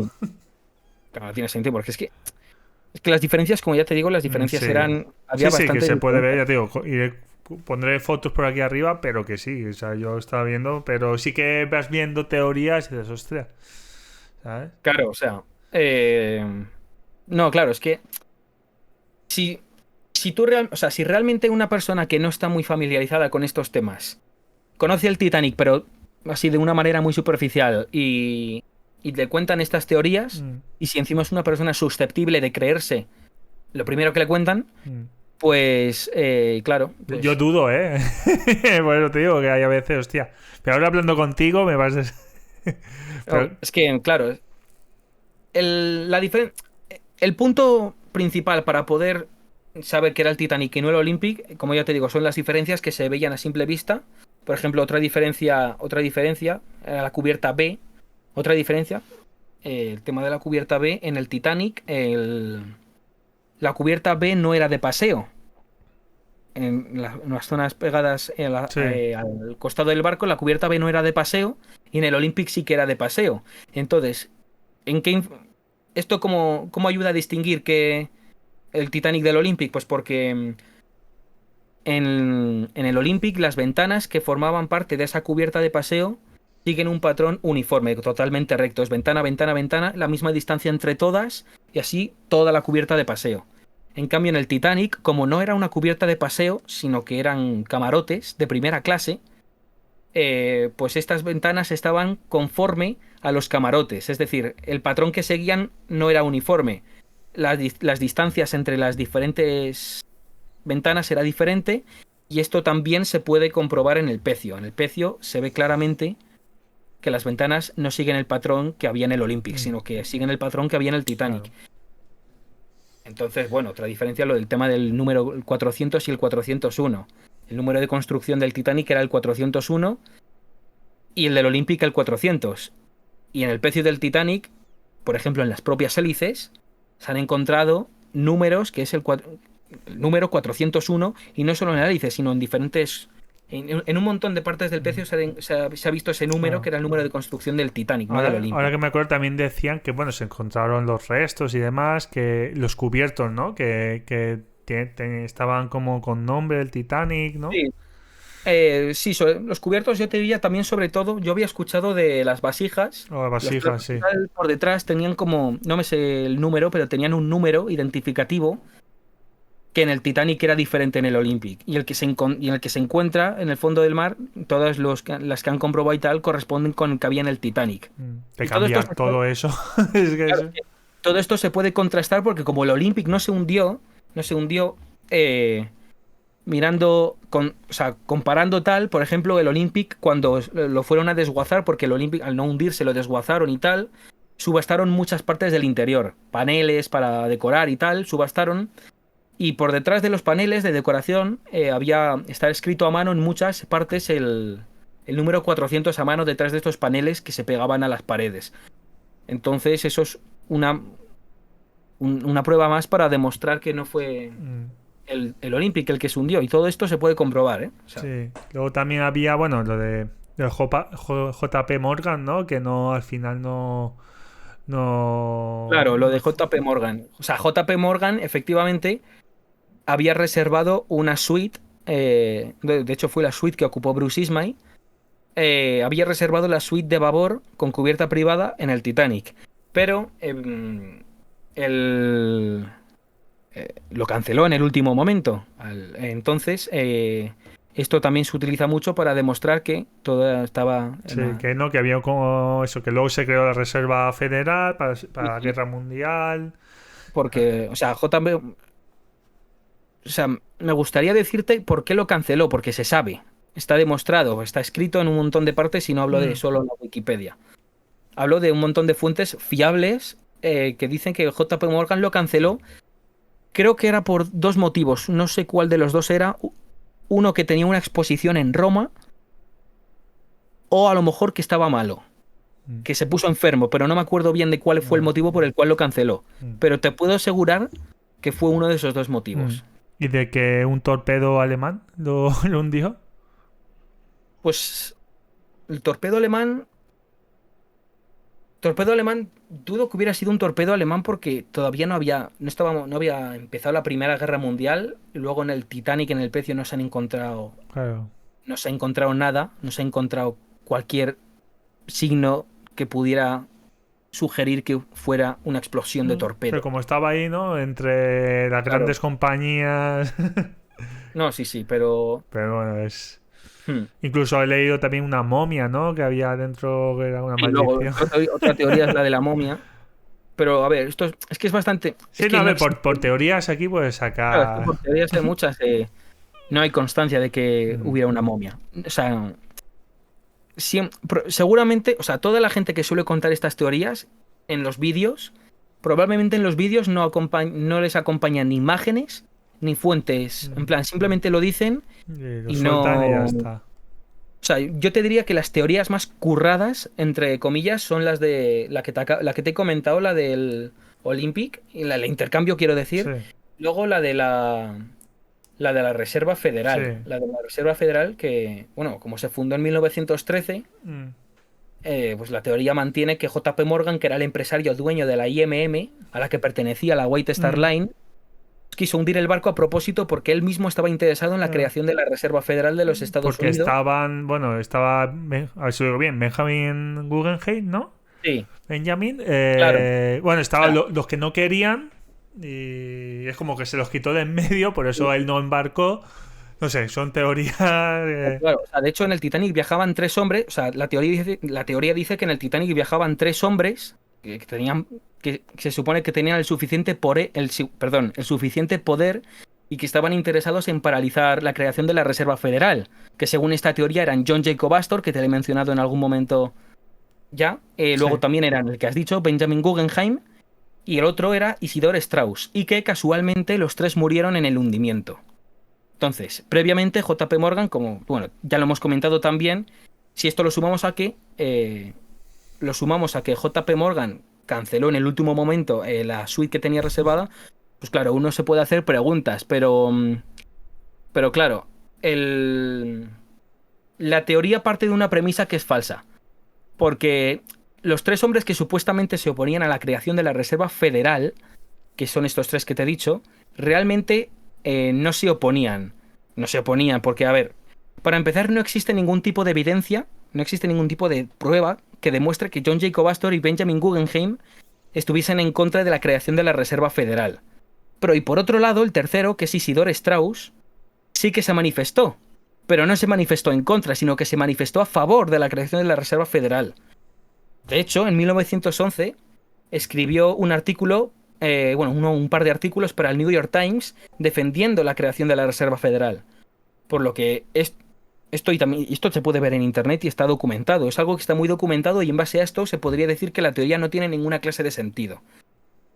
Entonces, claro, luego por otro lado, si JP Morgan quiso que el barco se hundiera para que estos tres murieran, quiero decir, ¿cómo se supone que JP Morgan iba a cerciorarse de que iba a hundirse el barco? En plan, ¿cómo se supone que iba a hacer que el Titanic colisionara con el iceberg?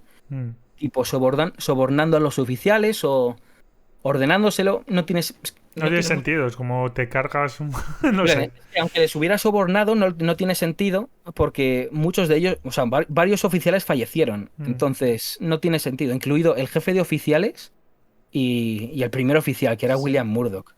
Entonces, claro, y luego también en el propio hundimiento, cómo se iba a cerciorar, como digo, JP Morgan, de que estos tres hombres fueran a morir. O sea, hacer todo eso para que luego no mueran, ¿no? Claro, a lo mejor sobreviven, ¿sabes? Porque como te he dicho antes, hubo pasajeros, hombres de primera clase que sobrevivieron. Sí, montas todo este tifostio, se dice, y sobreviven. No tiene mucho sentido, no tiene mucho sentido. Porque es que la creación de la Reserva Federal, además, estos tres hombres no habrían sido determinantes, aunque se hubieran opuesto. Porque la creación de la Reserva Federal se aprobó con 298 votos a favor, en contra de 60. Entonces no... Sí, no sé, son teorías... Es lo que tú has dicho, gente que se crea a la ligera las cosas. Yo te digo, a ver, obviamente yo sí que creo que está ahí, pero que empiezas a ver cosas, o sea, ya de tanta información ya empiezas ahí a dudar, ¿eh? Claro, no, si es que es lo que te digo. Todo, o sea, si la gente investiga un poco y empieza a contrastar datos, llegas a la conclusión de que las teorías son falsas. Y si llegas a la conclusión de que las teorías son verdaderas, te sugeriría que volvieras a mirarte las cosas porque Claro. no es más ciego que el que no quiere ver, ¿no? Hay que informarse, investigar y... Sí, sí. Bueno, vamos a ya llegar ya al final, que ya nos acercamos a las 2 horas, Carlos. Esto es... Joder, sí, sí. O sea, no me esperaba que fuera a No, durar tanto. a mí muy interesante, ya te digo, a mí me encanta, esto es una maravilla. Claro, es un tema, es que es interesante, Es la que es muy verdad. Es un tema interesante. bastante Habrá interesante. gente que le puede dejar un rollazo, que lo entiendo, pero a mí me No, parece claro. súper interesante, es una maravilla. Bueno, antes de la película que iba a verte, te iba a preguntar de exposiciones. También es un negocio, ¿no? Esto, al final. O sea, yo Sí. soy de Valencia, aquí hubo hace un par de años o 3 una exposición y la verdad es que me encantó. Mm, O sea, una silla que dices, esta es la silla, la hamaca de tal, estos claro, los sí, sí. cubiertos, la ropa, ¿no? Y dices, hostia, no sé, me parece una maravilla. No, sí, el tema de las exposiciones es muy interesante, la verdad, porque yo, por ejemplo, estuve en una allá en 2012 que vino a Madrid, yo soy de Madrid, vino a Madrid, que era Titanic The Exhibition, que ahora mismo Sí, está en Nueva York. mira, esa fue la que vino también a Valencia. Sí, ¿no? Pues esa exposición, te diría, si no es la mejor, es de las mejores, porque yo, por ejemplo, he estado en el Museo del Titanic en Belfast, estuve en 2018. Y ese museo también está. Ese es donde hay una réplica, bueno, réplica, o sea, está el barco ahí, o no sé dónde, o... Una réplica. Bueno, Pues, una parte, ¿no? El barco que está ahí en ah, grande. sí, sí, Esa... hay una parte.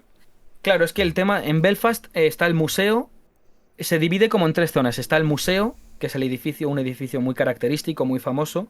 Luego está la parte del SS Nomadic, que es el barco que te he comentado que todavía queda de la White Star Line.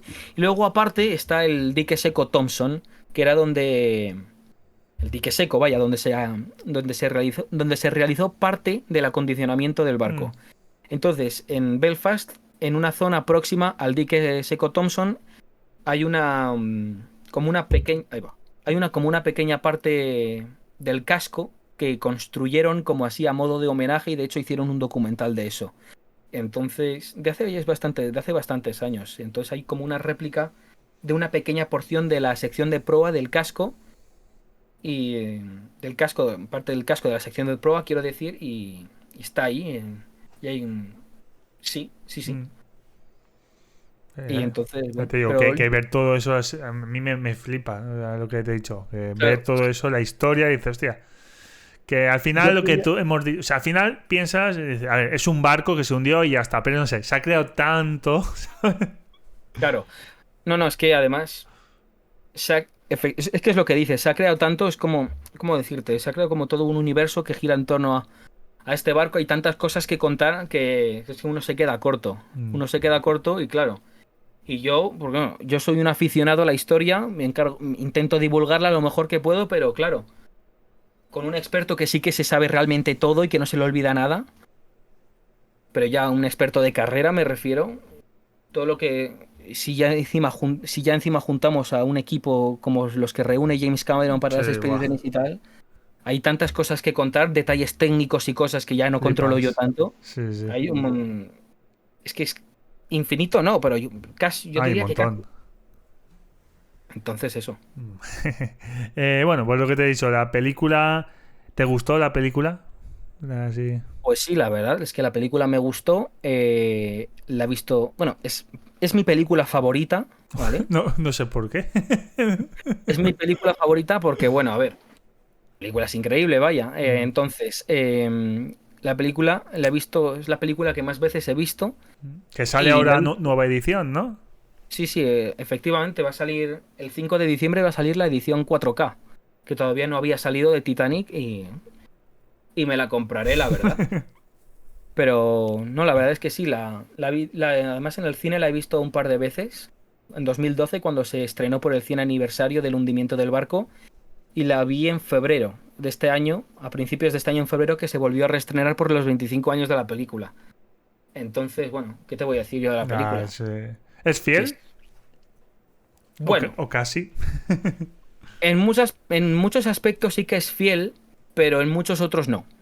En muchos otros, por ejemplo, o sea, está el papel de querer que la película impresione para el tema del público de Hollywood, quiera que la gente vaya, que la trama sea interesante y tal. Entonces, bueno, por ejemplo, A ver, evidentemente los protagonistas no existieron. ¿Qué más? Bueno, dicen que Jack puede ser. Sí, a ver, dicen, es que en el cementerio que está en Halifax, donde están gran parte de las víctimas del hundimiento, hay una lápida, vaya, como sí, que pone J. Dawson, como Jack Dawson, pero realmente se refiere a Joseph Dawson. Ah, Y de vale. hecho James Cameron dicen que se enteró después de hacer la película de que había un J. Ah. Dawson en la... Sí, casualidades, joder. Sí, es casualidad, la verdad. Y la película, bueno, tiene también cosas que no son... Por ejemplo, William Murdoch es el oficial que se quita la vida de un disparo en la película. Que de eso Eso hubo problemas, ¿no? Con la familia, puede ser. efectivamente, hubo problemas con la familia porque no Sí. se tiene constancia de que eso hubiera pasado. De hecho, no pasó. O sea, nadie dice, nadie dice que nunca en la historia se había visto eso. Que Nadie había... tuvo que pedir perdón James Cameron. Sí, Sí, tuvo que pedir perdón. ¿por Tuvo que qué? pedir perdón y en un documental que estrenó después, ya Mm. allá por 2012 o no Sí, sé cuál porque es. dejaban como, bueno, las familiares diciendo que no era así. O No, sea, claro. quedando como ahí. James Cameron dice que se tomó la libertad, ¿no? De modificar un poco las cosas sí, efectivamente la familia, no sé incluso si le llegó a demandar, pero sí hubo polémica con Mm. eso. Hubo polémica con eso. Y la pregunta, bueno, típica, ¿cabían los dos en el trozo de madera? Pues, pues a pesar de que sí que cabían, Eso se hunde, probablemente, eso se hunde. aparte de que eso se hunde, la verdad, pero si llegan... Es que James Cameron estrenó un documental hace bastante poco Mm. en el que ya aclara el tema de la tabla. Entonces, bueno, en el Mira que ha documental, dado a dar, ¿eh? 25 años que lleva esto. no, claro, o sea, en el documental básicamente lo que hacen es, se llega a la conclusión, bueno, hacen una réplica del set de rodaje, cogen a dos modelos de personas que se parecen en cuerpo y en tamaño y peso a los actores originales, a Kate Winslet y a Leonardo DiCaprio. Entonces, en el documental cogen una tabla, la misma, una idéntica a la de la película, y entonces en una piscina congelada, unas temperaturas similares a las que realmente tuvo que tener el Titanic cuando se hundió, pues hacen la prueba, ¿no? Meten a los dos encima de la tabla y llega un punto en el que si encontraban un punto de equilibrio concreto, sí que se podía mantener a flote la tabla. Uf, pero en ese Pero, momento. claro, aparte de que ese momento era difícil, con toda la gente alrededor chapoteando, pero aparte de que era difícil llegar a ese punto de equilibrio en el que no se hunde la tabla, de hecho tardan un buen rato en el documental en el conseguirlo, el tema de... bueno, sí, caber sí que cabían, pero el tema del frío no habría permitido, según el documental, a Jack sobrevivir, Mm. porque tenía unas prendas mucho más ligeras que Rose, que tenía pues un abrigo, el chaleco y todo eso. A pesar de que todo eso está congelado y frío, Sí. ya al fin y al cabo, tiene solo la camiseta esa que tiene la película y poco más. Sí. Entonces, en el documental, el que hace de Jack Dawson, hay que sacarle en camilla porque le dejan más y se muere, como Mm. pasa de hecho con Jack Dawson en la película. Entonces, cabían, pero por la temperatura no habrían sobrevivido los dos. Esa es la conclusión del documental, básicamente. ¿Hubo un Titanic Dogs? ¿Película o barco de verdad? Película. Hay una película que se Bueno, llama... barco ahora también, ahora. Pero sí, Sí, bueno, a ver, en películas sí que hay una Algo que me se llama... suena, ¿no? Algo que me acaba de venir a la mente, una película súper mala, ¿no? Sí, sí, efectivamente, o sea, se llama Titanic 2, la película. Y bueno, sí, efectivamente es una película bastante mala. Puede ser que descongelen a Jack o algo así, pero sí. Descongelen a Jack, no, O, esto que tú me dices es un tráiler que hicieron, porque Kate Winslet y Leonardo DiCaprio sí. hicieron después de Titanic otra película juntos. Ah, vale, es cierto, vale, ya. Entonces, He mezclado. entonces algún fan, en algún momento, hizo un tráiler Sí. como mezclando las cosas y parecía que era Titanic 2. Sí, sí, no, pero, he pero mezclado no. las cosas. Pues, sí, pero de la otra sí que es verdad salió, pero no sé. Luego hay otra película que sí que es mala, es malísima. No tiene nada que ver ni con James Cameron ni con nada del Titanic. O sea, de hecho, el Titanic es el Titanic que aparece en esa película es el Queen Mary. Es el Queen Mary que bueno, es un barco que ahora mismo es un museo, pero Sí, que bueno, que vaya, que no es el Titanic y es sí. una película muy, muy underground, muy Ostras. nada, nada. ¿Y de barco hubo un Y de barco Titanic? ha habido varios proyectos, Mm. y ninguno, Ha salido. ha salido adelante. El Porque primero, es verdad que leí, perdón, que leí como que eso, querían hacerlo y hacer, pues salir también la misma fecha, hacer lo mismo. sí, efectivamente, querían. O sea, yo me El lo primer. pensaría, ¿eh? Viendo todas las Joder, a ver, cosas. ya, bueno, a ver, es verdad que teniendo en cuenta cómo las tecnologías de hoy en día Sí, y tal, ahora sería jodido. claro, esto no pasaría, pero el primer proyecto así que se hizo de los últimos años que se ha hecho muy famoso, que no se ha conseguido realizar, vaya, era uno que proponía un multimillonario australiano llamado Cliff Palmer, que es de dueño de una compañía que se llama Blue Star Line. Entonces decía efectivamente de lo que tú has dicho, de hacer lo mismo del Titanic, salir, partir, a llegar a Nueva York, tal. Pero eso no se tiene constancia de que ese barco, de ese proyecto, se llegara a empezar ni siquiera a construir. Y luego, aparte, en China estaban haciendo una réplica, pero no navegable, sino un museo, pero una réplica al fin y al cabo del Titanic. Ostras. Lo que pasa es que dicen que esa o está paralizado o está suspendido, porque no se tiene noticias de eso Sí, desde hace bastante. vaya. Bueno, pues, y te quería preguntar por el submarino, bueno, el Titán, que ha habido otros, ¿no? De hecho, bueno, ¿cómo se llama el youtuber este que bajó también antes? Igual con el Sí, Titán. el mexicano. Sí, Eh, también. Ay, no me sí, acuerdo cómo se llama. Alan por el mundo puede Sí, ser. sí, sí. Se llama así. Bueno, fue que poder se podía bajar, ¿no? Pero bueno, siempre hay un peligro ahí que... ¿A cuántos metros Claro, está el...? Ah, está bueno, casi kilómetros. a casi 4 kilómetros. Bueno, Está a 3.800 metros hundido. o sea, Entonces, que no nada, lo es del el que más, submarino. el que dices tú, no es el que hay más barcos mucho más hundidos, pero que No, bueno, claro. 4.000 metros ya es, ¿eh? Pues la verdad es que sí, porque bueno, que el tema del submarino es un tema que bueno, realmente no.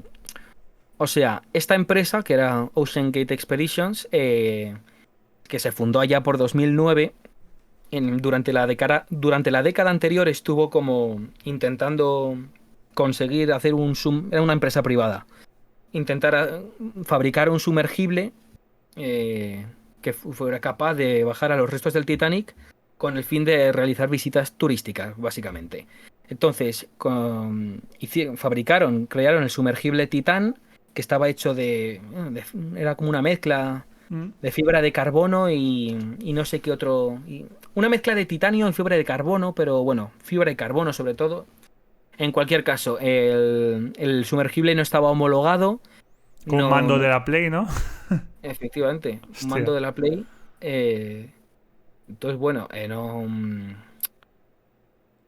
no estaba homologado, no tenía garantías de seguridad. A la gente que se subía en ese sumergible para visitar los restos del Titanic se les hacía firmar un contrato diciendo que básicamente existía el riesgo de que pudieran morir por precisamente lo que pasó. Y eso era lo que Mm. hacía la Hostia. gente de Ocean Gate Expeditions. Mm. Entonces, pues bueno, ya ese sumergible tenía un historial de bastante malo porque no era la primera vez que tenían problemas. Ya se les fue en el vídeo del youtuber mexicano Sí. que has mencionado, están como sin poder comunicarse con la superficie como bastante tiempo Mm. y no era la primera vez que pasaba, que perdían la señal. Y entonces, bueno, ya. Bah, yo ni que me Pues, paguen, ¿eh? Bajo ahí. Hostia. es que, claro. Es que yo creo que la gente que bajó no. En su cabeza no concebía que eso pudiera pasar. O sea, contemplaban el riesgo, pero como ya había pasado, como ya ese sumergible había bajado otras veces y era Mm. bastante famosillo, Sí. pues dijeron, nah, no va a pasar nada, seguro. Tampoco el Y Titanic se iba a hundir. no, efectivamente. De hecho, James Cameron siempre, bueno, siempre no, quiero decir, James Cameron hace el paralelismo un poco Mm. entre lo que Sí, le pasó al sí, Señor y el Titanic, que sabiendo, a pesar de todas las advertencias de que no estaba homologado y tal, al sí. Sí, igual que el siguieron. Titanic con el tema de los avisos de hielo, siguieron adelante hasta que Pasó. pasó lo que pasó. Mm. Madre mía. Bueno, Carlos, llegamos ya al final, 2 horitas. Oye, no está mal, no está mal. Genial. No antes, bueno, las preguntas típicas del programa, del podcast. Próximo invitado que te gustaría que se pasase por aquí. Y 2 preguntas, una formal y una de salseo. Hmm. Pues a ver, he estado pensando en alguno eh, y bueno, o sea, te puedo decir uno que bueno, no sube vídeos a TikTok, pero tiene canal de YouTube y de cuenta de Instagram y es uno que se llama B. Lesko y habla básicamente, a mí me interesa, o sea, a mí me interesa mucho la vida de Michael Jackson. Yo soy fan de Michael Ostras. Jackson, ¿vale? Entonces, pues se dedica básicamente a eso. Ah, interesante. Y tiene un canal de eso y le llevo viendo bastante tiempo, la verdad. Es un canal así, tiene como 12.000 suscriptores Qué bueno. y, hombre, a mí me interesa bastante Sí, sí, y a mí también. O sea, Michael Jackson. Joder. ¿Quién no le no, gusta? Bueno, habrá gente que no le guste, pero bueno, Michael mm, Jackson. claro, Comparado con la música de ahora, por favor. ya, no, no, Y tú que eres joven, o sea, bueno, a ver, yo también soy joven, pero que tú, veinteañero, mm, no, sí, te sí, da el reggaetón, ¿eh? ya, ya, no, no, yo, la verdad es que yo esas cosas, eso no es clásico, la verdad. Eres el ratito, ¿no? Del grupo de Mm, amigos. pues sí, un poquito, un poquito.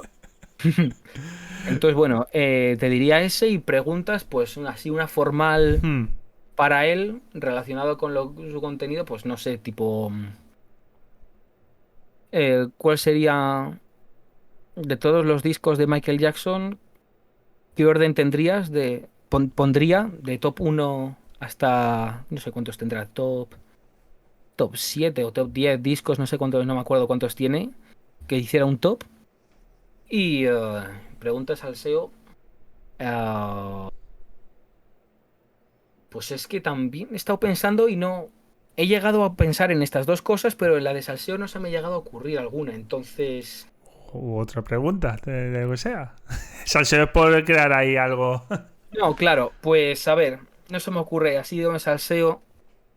Pues te diría cuál es por ejemplo, que tiene una colección bastante interesante, cuál es el artículo más preciado que tiene de su colección de Michael Jackson. Vale, genial. Pues ahí queda. Ya para terminar, tus redes sociales, donde pueden Mm. encontrarte. Pues bueno, pues yo estoy en YouTube como Titanic Spanish Staff. Eh, Estoy también en Instagram con Titanic _Spanish _staff. Y en TikTok, pues me llamo Titanic Spanish Staff todo junto. Y en cualquier. O sea, si ponéis Titanic Spanish Staff sin guiones ni nada, aparecerá mi cuenta. Y en Twitter también estoy con. Me llamo igual. Me llamo igual. Fácil buscarte en todas las redes sociales. Pues Pues bueno, sí. Carlos, ha sido un placer. Esto, ya te digo, una maravilla. Yo seguiré investigando con tus vídeos, que podemos hablar, pues lo de las chimeneas, que estos últimos vídeos que has subido también, si era decorativa, todo, que lo vean tus vídeos. Lo dejamos ahí. Por supuesto. Y nada, pues repito, muchas gracias. Y con esto, con tus palabras, yo ya no digo nada más. Te dejo la despedida del canal, del podcast en el canal. Y pues nada, gracias de nuevo. Pues bueno, pues lo primero de todo, gracias a ti por invitarme. Es la primera entrevista que me han hecho en mi vida. Entonces, bueno, me hacía cierta ilusión cuando vi que me lo propusiste, la Qué verdad. guay, guay. Entonces, nada, muchas gracias y nada, que a ver si este podcast que he visto algunos clips, a ver si crece, porque muy majo, la verdad. Y sí, me he sentido muy a gusto Gracias. y nada, pues y eso básicamente. Quedará para en un directo, quizás, ¿no? Hagamos un directo más adelante. Pues, oye, Que siempre yo a gente, la segunda ya es un directo para hablar con los pues suscriptores. Así que, genial. Pues nada, ahí queda.